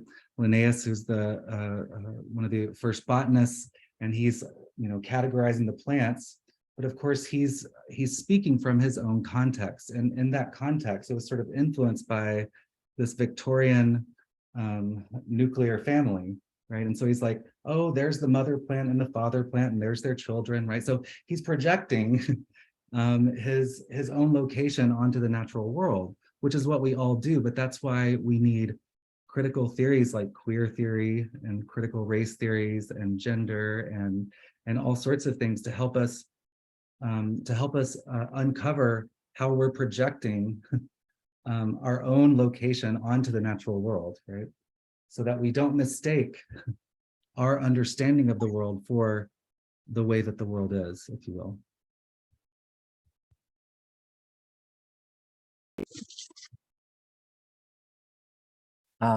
Vâng, xin cảm ơn Phó giáo sư Baumann đã trả lời câu hỏi.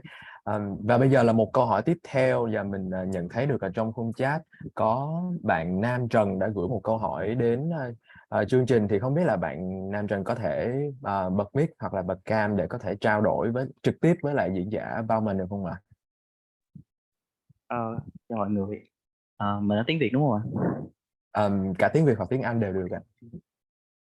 Ok, vậy mình sẽ nói tiếng Việt cho phần đông mọi người. Thì mình nhìn nhận thì có những người mà queer thì hay có những cái hình và những cái hoạt động đi kèm như là giải phóng cơ thể hoặc là tìm kiếm tới những cái sự tự do trong tình dục hơn, như là họ thoải mái nói chuyện về chuyện tình dục, họ thoải mái nói chuyện về những thứ mà nó bị coi là tục tiểu, bị coi là cấm đoán trong xã hội. Thì mình có thắc mắc là tại vì nãy giáo sư có giải thích về khái niệm về tự nhiên, thì mình muốn hỏi là liệu đây là những cái đặc tính tự nhiên của người queer, hay là họ đang theo đuổi một nỗ lực nào đó để thoát ly khỏi cái sự gò bó của xã hội này, những cái tự nhiên gò bó của xã hội. Và giáo sư có những cái ý kiến nào về điều này không? Cảm ơn.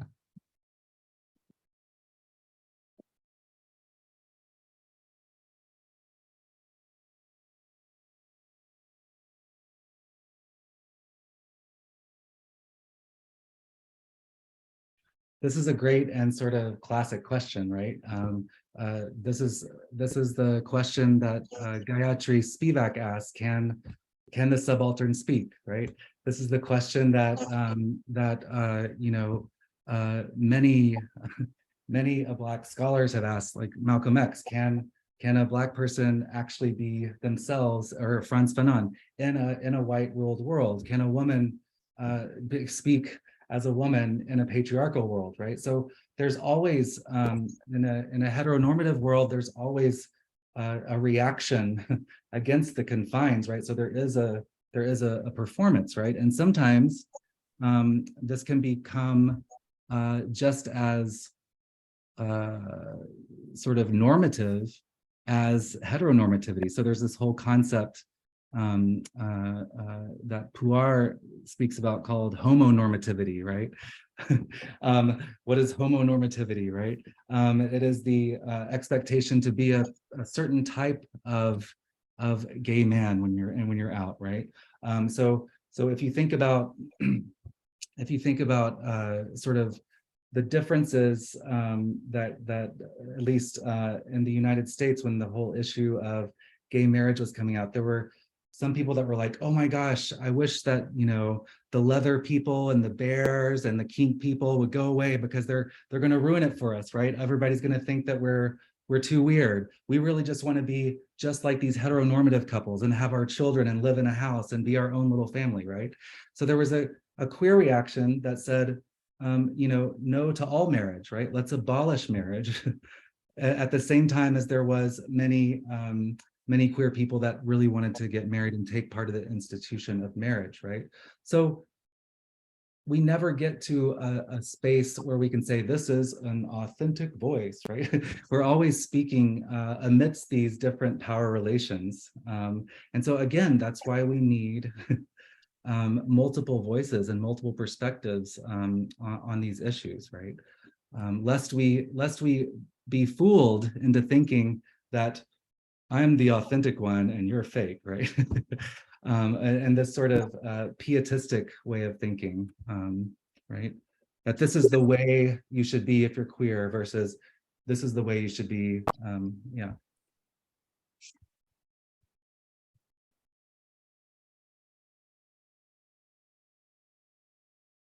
Xin cảm ơn thầy Bao mình đã trả lời câu hỏi.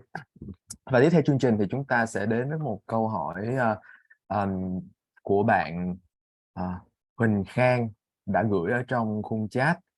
Không biết là bạn Khang có thể trao đổi trực tiếp với lại diễn giả được không ạ? Chào hai diễn giả và mọi người, thì em sẽ đặt câu hỏi bằng tiếng Việt, chắc là nhờ bạn phiên dịch chuyển lại với thầy nha. Thì ý là hiện tại thì với cái context là decolonialism á, thì có những cái kiến thức gọi là indigenous, giống như là ở Việt Nam thì Khang thấy có một cái lối thought khá là ý là nó là một cái lối thoát khá là bản địa, nhưng mà nó cũng phổ biến thì được Hoàng Thị Linh sử dụng rất nhiều trong cái chuyện là giảm cái tính nam và chuyện cái thông điệp nữ giới á, chính là đạo mẫu. Thì ý là những cái discourse như vậy, những cái diễn ngôn như vậy thì nó đã ảnh hưởng trong cái việc mà phát triển những cái lý thuyết lệch pha đương đại như thế nào. Thì ý là Khang muốn có một vài cái ví dụ từ thầy cũng như là cô á.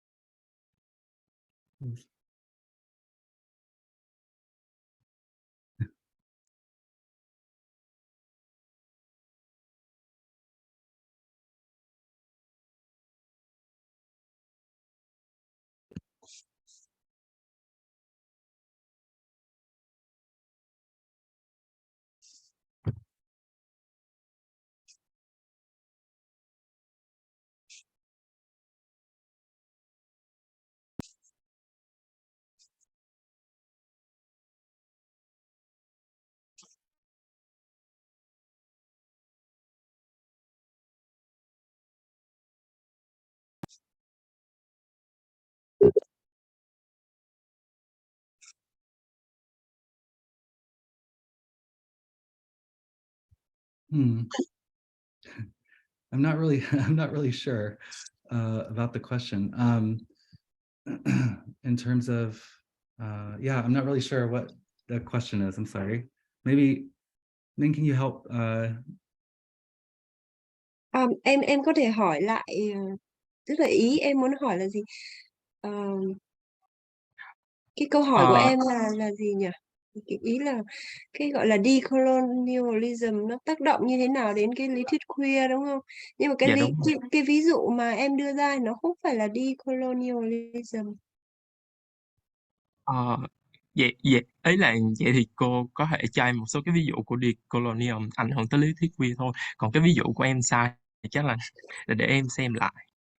Okay, so let me Bowman, can you hear me now?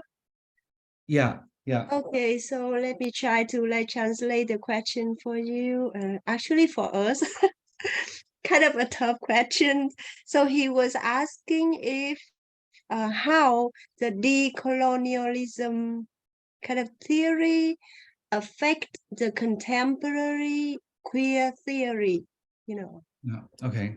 Yeah. Okay. And he would like to have like some specific, you know, example. Yeah. Mm-mm. So I think there's a couple of examples I can offer. So one of the things that one of the ways in which it affects is like the more we learn about all these different indigenous genders and sexualities, right? The more queer theory and queer theorists are like, wow, you know, this is great. But oftentimes these indigenous identities don't want to be considered as the same part of the LGBTQ community, right? They're like, no, these are historical identities, right? So that's one way, right? So for instance, the many of the Waria in Indonesia don't consider themselves LGBTQ, right? Even though from a Western, you know, American perspective, I would say they're M to F, they're male to female, they're sort of trans women, right? And that's not how they think of themselves, right? So part of it is a project of listening to these to the different voices and figuring out how they define themselves on their own terms, right? So so that's sort of one example. I mean, another example I could give you that's not necessarily queer theory, but it's from sort of from feminism, right? So you see this a lot in sort of issues in France around wearing the jilbab, wearing the hijab of Muslim women.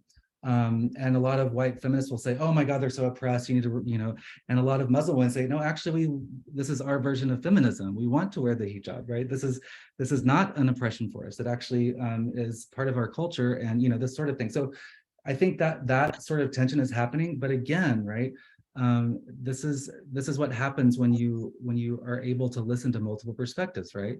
When you know, when white feminists were critiqued by Black feminists, right? For you know, we have a different experience than you, right? Then you learn from that, right? So on and so forth. So I think it's this whole process of continuing to add to the intersectional critical analysis of one's own thinking, if you will. So yeah, but definitely this is like, you know,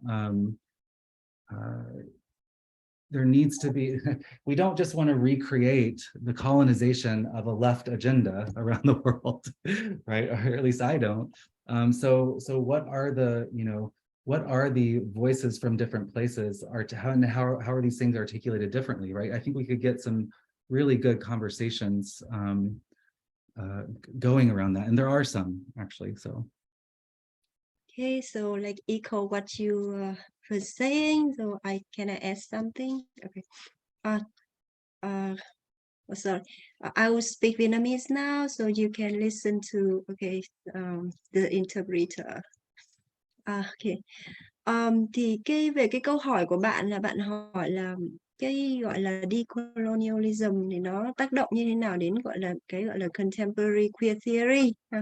Thì trước hết thì mình muốn nói rằng là để mọi người hình dung cái mà mình gọi là queer theory nó không phải là một cái gì đó nó thống nhất và nó duy nhất. Tức là đó là cái điều thứ nhất, đó là queer có rất nhiều các cái lý thuyết hiện nay đấy, thì là có rất nhiều các lý thuyết về queer, và có rất nhiều các lý thuyết gia về queer, và những cái lý thuyết gia về queer đó họ không đồng ý với nhau về rất nhiều điểm. Đấy, cho nên là khi mà mình muốn nói về cái gọi là queer theory, và cũng như vậy nữa là decolonialism, là khi mình muốn nói về decolonialism và queer theory thì mình phải tức là hình dung rằng là nó rất là đa dạng, và mình chỉ có thể nói về một cái gì đó nó rất cụ thể thôi, tức là một cái trường hợp nào đó và nó có cái tác động như thế nào đó. Thì bởi vì bạn cũng mong là có được một cái ví dụ cụ thể, cho nên mình cũng nêu cho bạn một cái ví dụ cụ thể trong cái trường hợp như là cái trường hợp nghiên cứu của mình và trong trường hợp mà mình biết. Thì ở Việt Nam như các bạn đã biết là Nhà xuất bản Phụ nữ hiện nay là đang xây dựng cái tủ Phụ nữ tùng thư, và chúng mình cũng dịch rất là nhiều các cái văn bản kinh điển của queer theory. Thì trong đó có một cái cuốn là cuốn Gender Trouble, cuốn gọi là được xem là một trong những cái cuốn sách nền tảng của lý thuyết queer. Thì các bạn và các bạn đọc cái bài lời giới thiệu mở đầu của mình ấy, thì các bạn sẽ hình dung ra được phần nào cái gọi là cái cuộc tranh luận về gender và cái gọi là cái sự mở rộng của cái lý thuyết queer khi mà Judith Butler tương tác với lại các cái nhà nghiên cứu queer chẳng hạn ở châu Á. Thì mình lấy một cái ví dụ rất cụ thể như thế này, đấy là đấy thì nó liên quan đến cái điều thứ hai mà mình muốn nhấn mạnh đấy, đấy là thì điều thứ nhất là các bạn hình dung là queer là có nhiều cái lý thuyết khác nhau, colonialism, decolonialism thì cũng có nhiều lý thuyết khác nhau, nên mình nói về cái gì đấy rất cụ thể thôi. Cái điều thứ hai mà mình muốn nhấn mạnh ở đây, ở trong cái trường hợp này, đó là cái lý thuyết, cái mà mình gọi là queer theory hiện nay thì nó dù sao thì nó vẫn là một cái gọi là dựa trên cái sự xây dựng nền tảng từ các cái nhà lý thuyết phương Tây. Cho nên là khi mà các cái nhà lý thuyết phương Tây này và các cái lý thuyết của họ được gọi là du nhập sang các cái nước khác, ví dụ như là chẳng hạn như các nước châu Á, ví dụ chẳng hạn như Indo, chẳng hạn như là Việt Nam, chẳng hạn như Trung Quốc, chẳng hạn vân vân, thì nó sẽ thấy, người ta sẽ thấy rằng có rất nhiều cái sự vênh lệch. Đấy. Thì cái mà mình nghĩ rằng nó tác động lớn nhất của cái gọi là decolonialism đến cái contemporary queer theory đó là gì? Đó là người ta nhận thấy một cái sự cần thiết phải có cái gọi là queer theory từ các cái nước chẳng hạn như là các nước châu Á. Ví dụ như là khi mà cái cuốn Gender Trouble của Butler được đọc ở chẳng hạn như ở Trung Quốc và ở một số nước Đông Nam Á, thì họ nói rằng là không, cái cách tư duy của bà là cái cách tư duy nhị nguyên, và cái kiểu của bà là lấy từ Derrida đó đấy, đó cũng là và cái kiểu của chủ nghĩa cấu trúc đó là một kiểu tư duy nhị nguyên. Trong khi đó ở nước chúng tôi, và trường hợp này thì mình cũng thấy ở Việt Nam đấy, trong khi ở nước chúng tôi thì giới nó không phải là vấn đề nhị nguyên, nó không hoàn toàn là vấn đề nhị nguyên, chẳng hạn như là ở Việt Nam và ảnh hưởng của đạo giáo thì nó có trong âm có dương, trong dương có âm, và ở rất nhiều nước trong đó có Việt Nam là nó có một cái gọi là giới thứ ba, là những cái người mà gọi là người ta hay gọi là Saman đấy. Ở Việt Nam thì có những cái người gọi là hầu đồng đấy, có những người gọi là những người chuyên làm các cái công việc được xem là giao tiếp trung gian giữa thần thánh và con người thường. Các bạn muốn biết thêm về cái này, các bạn có thể xem cái phim của Nguyễn Trinh Thi. Cô Nguyễn Trinh Thi cô có làm một cái bộ phim về gọi là thầy Đức đấy, tức là một cái người mà họ là thuộc về cái giới thứ ba, và họ khẳng định cái vị trí và cái đời sống của mình ở trong cái thế giới thứ ba đó, và họ và một cái xã hội như thế rõ ràng nó có cái vị trí và có chỗ cho họ, thì nó và từ cái góc độ đó thì người ta có thể thấy rằng là cái mà gọi là queer theory của phương Tây nó sẽ khác với lại cái queer theory của các cái nước ngoài phương Tây. Thì mình hiện nay thì mình cũng đang hướng dẫn một cái bạn để bạn ấy làm nghiên cứu về cái lĩnh vực này, và hy vọng rằng sắp tới chúng ta sẽ có những cái công bố kiểu như vậy. Đấy, thì trả lời cho cái câu của bạn thì sẽ thấy rằng là tức là khi mà chúng ta đọc các cái lý thuyết của phương Tây đấy, thì đó là một cái cách để mà chúng ta có thể gọi là nhìn lại hoặc là chất vấn, giống như Bauman nói về cái chuyện là critical, giống như cái cách mà các cái nhà lý thuyết queer họ đọc lại chính các cái văn bản. Nói đến cái câu hỏi vừa rồi của bạn, các nhà lý thuyết queer họ đọc lại chính các cái văn bản của những cái người được xem là có cái uy tín ở trong giới khoa học, và họ nhận ra cái sự mâu thuẫn khi mà người ta nói về cái gọi là giới tính của con người. Đấy thì đấy là một cái mình nghĩ rằng nó cái tác động rất lớn ở cái chỗ là người ta thấy rằng cần phải có cái sự mở rộng và cái sự chất vấn của lý thuyết.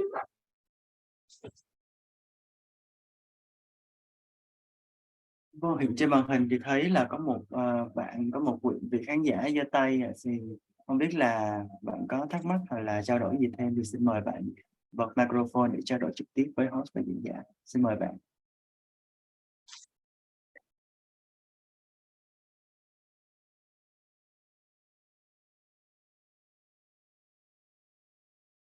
Bạn nào nhỉ? Bạn giơ tay tên là gì hả? Chắc là gọi mời bạn ấy.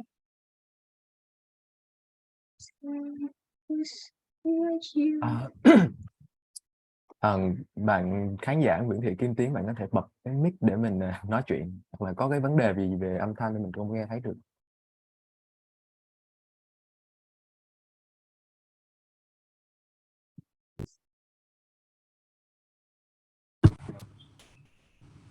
Dạ, không biết là mọi Dạ người vâng ạ. nghe em nói. Vâng ạ, mình đã nghe được ạ. Give a say hello to Professor Pullman and xin chào cô Minh ạ. I'm from Bình Dương. The first I have a question for Pullman. Và câu hỏi thứ hai thì em xin gửi đến một vài cái trao đổi với cô Minh ạ. Like when I checked in the box and I give some questions very certain about if you have a comment the difference between the Eastern and Western about queer theory. You give the certain comments. Or what do you think about it? Also. We have a relationship between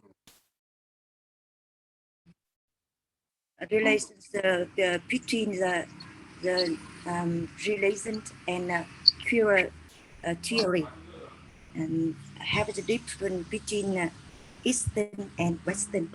That is a certain. I only know to have the certain comment from about you. For example, Christian or Islam or even though Buddhism, for example, because the Vietnamese usually follow many people follow the Buddhism, and what do you think about also the Hinduism, for example, and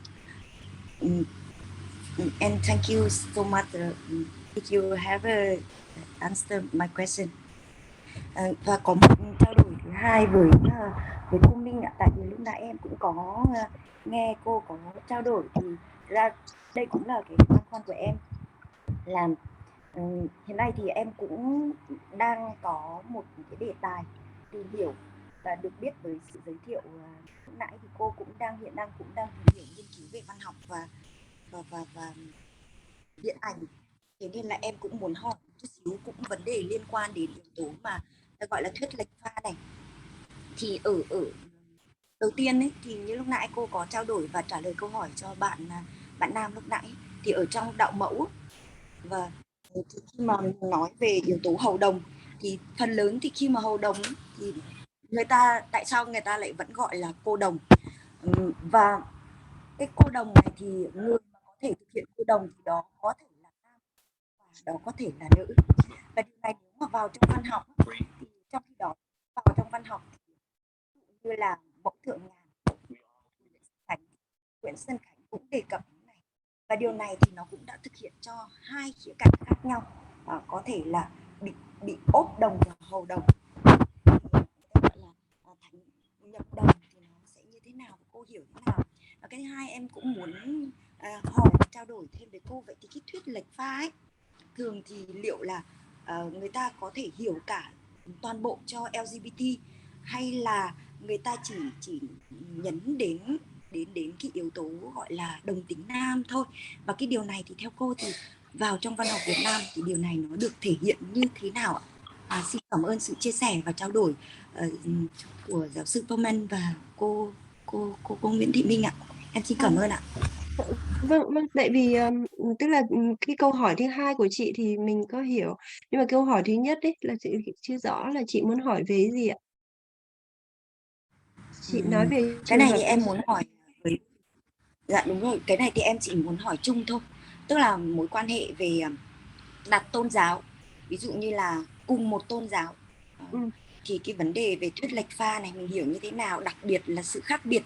Nếu mà cho thầy Bowman nhận xét một sự khác biệt là theo cách lý giải của thầy, như là các vấn đề thầy đưa từ lúc nãy, thì giữa phương Đông và phương Tây thì mình sẽ hiểu điều đó À như vâng, thế nào. đây là câu Ví dụ hỏi, như vâng, công cụ đạo. vâng, vâng, tức là mình Dạ, hiểu với câu lại hỏi. Bowman. Vâng, mình hiểu câu hỏi của chị cho thầy Bowman, nhưng mà câu hỏi của chị cho mình ấy, tại vì lúc nãy chị nói về chuyện là ốp đồng với nhập đồng ấy, thì mình chưa rõ lắm là chị muốn hỏi về gì ạ? Tức là em chỉ băn khoăn, ví dụ như cô suy nghĩ như thế nào, ví dụ khi ta nói là hầu đồng, đúng không ạ? Và tại sao mà người ta không gọi là thầy đồng mà người ta lại gọi là cô đồng, những người mà làm cái việc mà hầu đồng ấy ạ, tức là Vâng, trong đạo vâng, mẫu, đúng không ạ? dạ. Thì người ta là hầu đồng mà người ta sẽ gọi là cô đồng, chứ người ta không gọi là thầy đồng. Mặc dù cái người mà có thể được nhập đồng đó, tức là người ta gọi là được thánh chọn đấy ạ, được mẫu chọn, thì đó có thể là nam, đó có thể là nữ.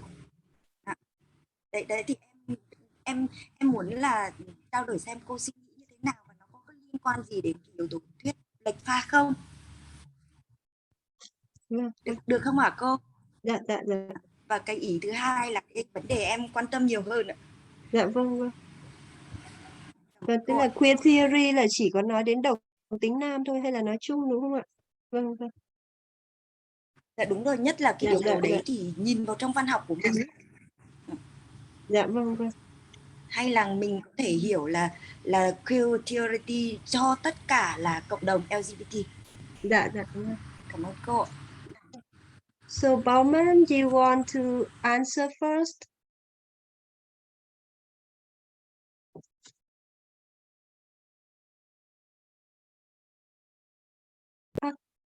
You're asking me to comment on the difference between the East-West thing? Is that okay? So well, I wouldn't I wouldn't put it that way. The East and the West are sort of constructions as well.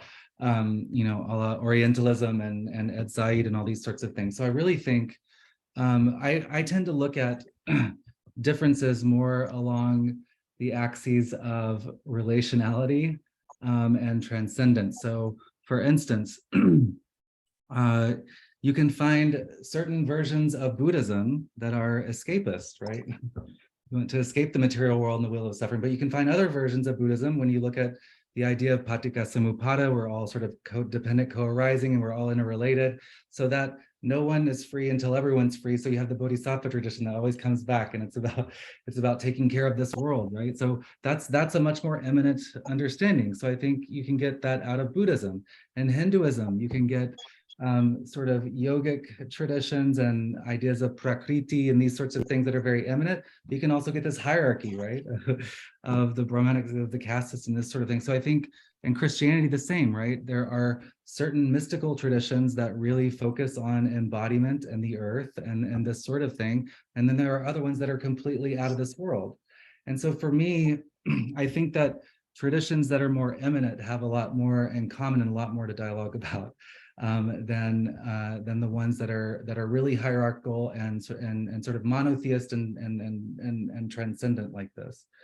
So I would look at the differences more in the religions that way. And in terms of the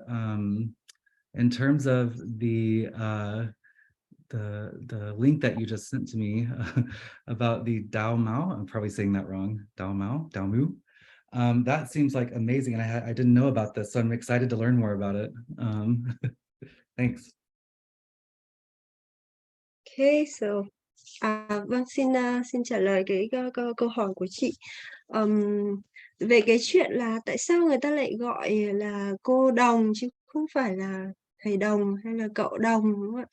Thì thực ra thì tôi cũng không phải là chuyên gia về đạo mẫu, mặc dù là trong gia đình tôi thì có hai người gọi là chị của mẹ đấy, chị của mẹ là có là làm cô đồng, và tôi cũng tôi cũng có gọi là tôi đang nghiên cứu về Nguyễn Trinh Thi, và trong đó thì nó có một cái phim mà tôi có nhắc đến với mọi người đấy, có thể sắp tới The Ladder sẽ chiếu phim và bàn về tác phẩm của Nguyễn Trinh Thi. Thế thì nhưng mà về cái chuyện mà chị hỏi đó thì là chắc là để tôi cũng sẽ hỏi, để tôi về tôi hỏi bác của tôi xem là tại sao lại như thế. Nhưng mà tôi đoán là bởi vì cái đạo mẫu mà, tức là đấy là những người hầu mẫu thượng ngàn mà, cho nên là họ gọi là cô đồng đấy, mặc dù là những người hầu đồng giỏi và hay và gọi là có uy tín đấy, được ngưỡng mộ ở trong những cái hoạt động đó, thì thường là gọi là những người đồng tính. Vâng, vâng, tức là giới tính là nam đấy, nhưng mà người ta tự nhận là cái gì thì lại là một chuyện khác. Thứ hai là cái câu hỏi của chị là về queer theory, thì là nó nói chung cộng đồng LGBT hay là nó chỉ là nói về người nam gay thôi. Thì cả hai cái đó đều không bao hàm hết được cái gọi là ý niệm của của gọi là queer theory. Đấy, thì nếu chị, và vừa rồi chị có nghe bài giảng của thầy Bauman thì chị có nghe được một cái từ gọi là transgress, gọi là vượt qua đấy. Đấy thì, và ở Việt Nam thì tôi có dịch cái cuốn gọi là Yêu sách của Antigone, thì nếu mà chị quan tâm đến cái gọi là sự mở rộng ranh giới hết cỡ của queer đấy, thì chị có thể đọc cuốn đó và chị sẽ hiểu được là queer theory là nó như thế nào. Tức là trong đó thì Judith Butler phân tích Antigone, một người mà trước đó thì hầu hết các cái nhà nghiên cứu nữ quyền lẫn gọi là những nhà triết gia nam đều nhận rằng là cô là nữ, nhưng mà Butler phân tích cô là một cái hình ảnh queer. Đấy, thế thì cái mà mình gọi là queer ở đây là nó rộng ở cái chỗ đó là những cái người mà người ta từ chối chấp nhận, hay là những người mà không thể xếp họ vào trong một cái khuôn, vào trong một cái mẫu nào đó, không thể xếp họ vào trong một cái gọi là, tức là họ kháng cự cái sự định nghĩa, tức là cái định nghĩa về queer đó là sự gọi là kháng cự lại cái sự định nghĩa, tức là người ta từ chối xếp người ta vào trong một cái khuôn khổ nào đó nhất định. Thì hiểu như thế thì cái chữ queer này nó rất rộng. Queer này nó có, tức là ngay cả những người là được xem là straight, những người được xem là thẳng đấy, họ cũng có những cái khoảnh khắc queer, hoặc họ cũng có những cái chất queer, hoặc là họ cũng có những cái tình huống queer ở cái chỗ là khi mà họ gọi là vượt qua những cái ranh giới, và họ có thể bị trừng phạt vì họ đã vượt qua cái ranh giới đó, bởi vì họ đã không gọi là tuân theo một cái khuôn mẫu, một cái tiêu chuẩn mà xã hội, văn hóa cho rằng họ nên tuân theo.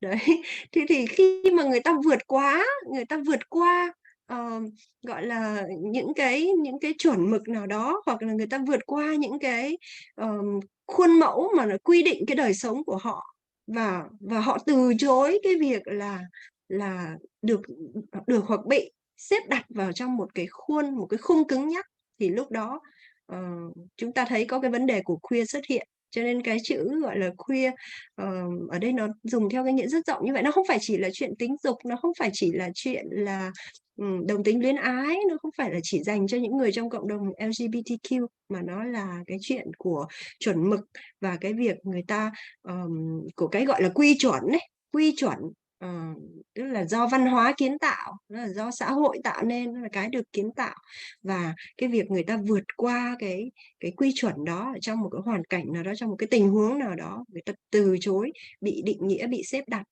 thì cái đó gọi là queer. Vâng, xin cảm ơn thầy Bauman và cô Nguyễn Thị Minh đã trả lời rất là kỹ những cái câu hỏi của cô Tiến.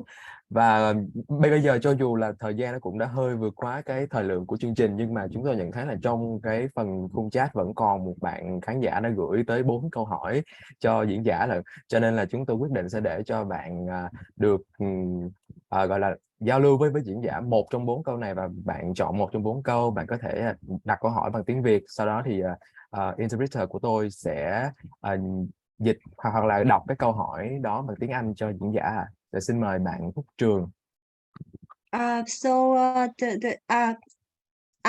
Tâm Anh chắc là remind Whitney là đây là câu hỏi cuối cùng nhé, tại vì để cho so the Bạn last Trương, question. Yeah. bạn Trương, bạn có thể bật mic và Các bạn có nghe rõ mình nói không ạ? vâng ạ, Nghe vâng. rõ, nghe rõ. Mình xin chọn câu hỏi đầu tiên của mình để mình trao đổi với diễn giả. Tức là mình đang có nghĩ đến cái hướng kết hợp giữa lý thuyết queer thần học và sinh thái queer và các cái trường phái mới, ví dụ như là tân duy vật hay là hậu nhân văn. Nó đặt trên một cái cơ sở chung về cái tư duy mới về vật chất hay là các cái dạng thức tồn tại, tức là những cái bước ngoặt về mặt bản thể luận. Vậy thì mình muốn hỏi là có cái tiềm năng nào cho sự kết hợp và liên hệ đấy không? Cũng như là đây có phải là một cái thời dịp để tạo ra sự cộng tác giữa các cái ngành, các cái hệ hình của ngành nhân văn với lại các cái hệ hình của khoa học tự nhiên hay không? Mình xin cảm ơn. Okay, that's a great question, and I actually look at that's kind of what my work is right now. My next book project is bringing together queer theory, new materialisms, and discourses around posthumanism. So, very good question. So here is what I think all of these discourses point towards, and this is sort of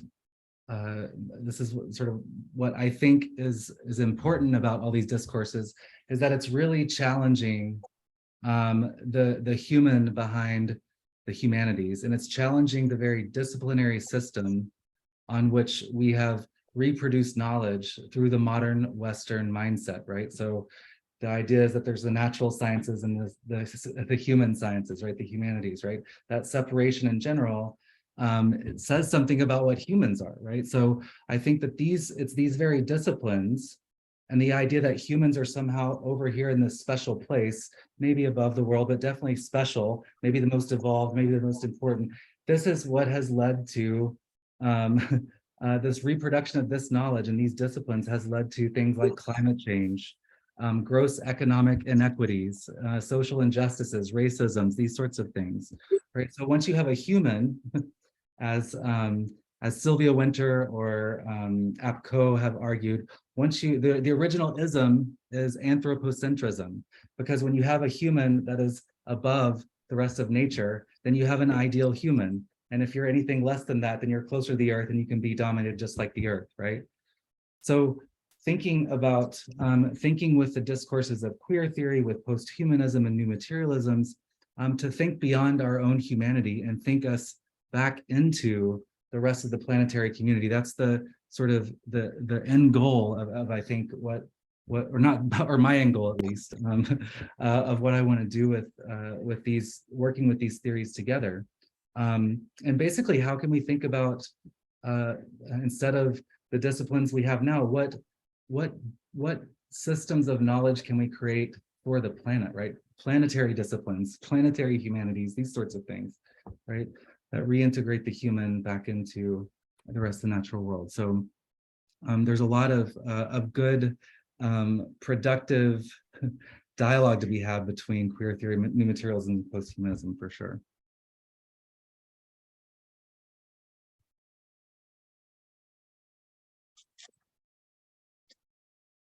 Vâng, xin cảm ơn câu trả lời của thầy Von mình. Và bây giờ đã là 11 giờ 9 phút. Và như vậy thì câu hỏi vừa rồi sẽ là câu hỏi cuối cùng của seminar ngày hôm nay. Nếu như quý anh chị vẫn có câu hỏi thêm mà vẫn chưa được giải đáp, thì hãy đừng ngần ngại gửi email hoặc là có thể nhắn tin trực tiếp qua fanpage của chúng tôi, để chúng tôi có thể gửi đến diễn giả và có thể hứa hẹn trả lời những câu hỏi này trong một cái dịp nào đó gần nhất và phù hợp nhất. Chúng tôi xin cảm ơn tiến sĩ Nguyễn Thị Minh, phó giáo sư Whitney Bauman và quý anh chị đã tham dự buổi seminar. Và bây giờ thì có thể là mời tất cả mọi người bật camera để có thể ghi lại khoảnh khắc của sự kiện ngày hôm nay với chúng tôi, được không ạ?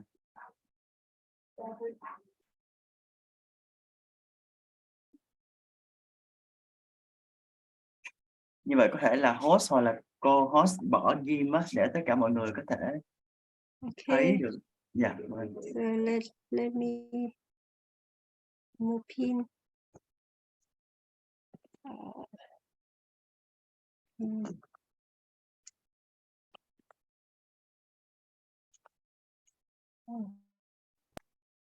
Các bạn cô host có thể hỗ trợ cô không ạ? Rồi được rồi, cô bỏ hết rồi đấy. Thấy Dạ. chưa? Được chưa? Và bây giờ thì xin mời mọi người tạo dáng.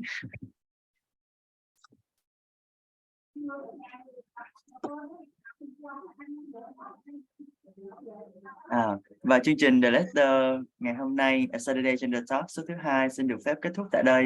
Hẹn gặp lại quý anh chị vào buổi kế tiếp của chuỗi Saturday Gender Talk. Và để đề xuất với ban tổ chức về văn bản tác giả mà quý anh chị muốn được giới thiệu thảo luận thì mọi người có thể liên hệ với The Letter qua fanpage hoặc là email của chúng tôi. Bây giờ xin cảm ơn và hẹn gặp lại mọi người. Rồi, xin cảm ơn, xin chào mọi người nha. Thank you so much. This has been wonderful. I appreciate the invitation. I'm sorry, it's a little long. That's okay. That's okay. Yeah, but I hope like you have an interesting discussion. It was great. Thank you so much. I appreciate it. Yeah. And thanks for all the translations and back and forth and organization. I appreciate it. Yeah, so we should thank you. We should say thank for our interpreters today, huh? Thank you so Tâm much. Anh, yeah. Thế là ban tổ chức ở lại chúng ta chụp với nhau một cái khoảnh khắc. Ủa cái của cô nó chỉ hiện cái hình mặt thoại to đùng lên là nó không có hiện Còn chung. em thì chỉ thấy cô thôi. Ủa sao kỳ á? Cái chế độ để ấy như nào? Cô không hiểu. Chắc là bây giờ mình sẽ kết thúc livestream. Okay. Thank you. Thank you, Have a nice Bowman. evening. Yeah, Bye. thank you for taking your Thank you, time. Professor. Yeah, I Bye. appreciate. Appreciate it too. Thank you. Bye. Bye. Bye. Good night. Bye. Good night, Professor. Okay.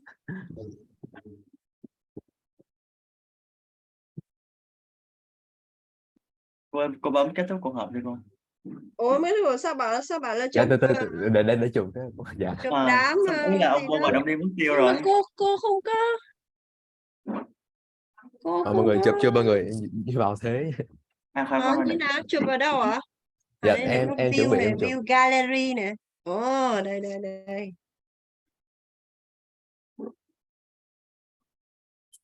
Dạ rồi ạ. Xong rồi Ủa đúng là không? chụp chưa? Ủa? Là chụp chưa? Chụp rồi. Rồi. Sao mà Sao lúc mà đăng lên sao ảnh qua cũng xinh đẹp có mình bẹo hình bẹo dạng vậy. Đen nhá. Thế cho nó khuya. Sao Tâm Anh thấy sao? Đuối không? Oh, ok. Ủa bây giờ em chuyển qua cái main audio em nói được. để cô tắt luôn, để cô end cái interpreter này để cho Tâm Anh Trời nó được ơi nói. cô ơi, Rồi xong rồi đó. cô đã nhắc thầy Bowman là thầy pause nhưng mà thầy đâu có pause đâu. Lúc mà thầy presentation em nghe không kịp với thầy luôn. Thầy nói lẹ mà thầy còn làm không kịp. Cô chơi mấy câu thành ngữ chữ Hán sao nó Trời nổi ơi, cô. cái thầy Thấy cái mặt. cái thầy nhìn em có nói no she speaking China. Cái thầy ok.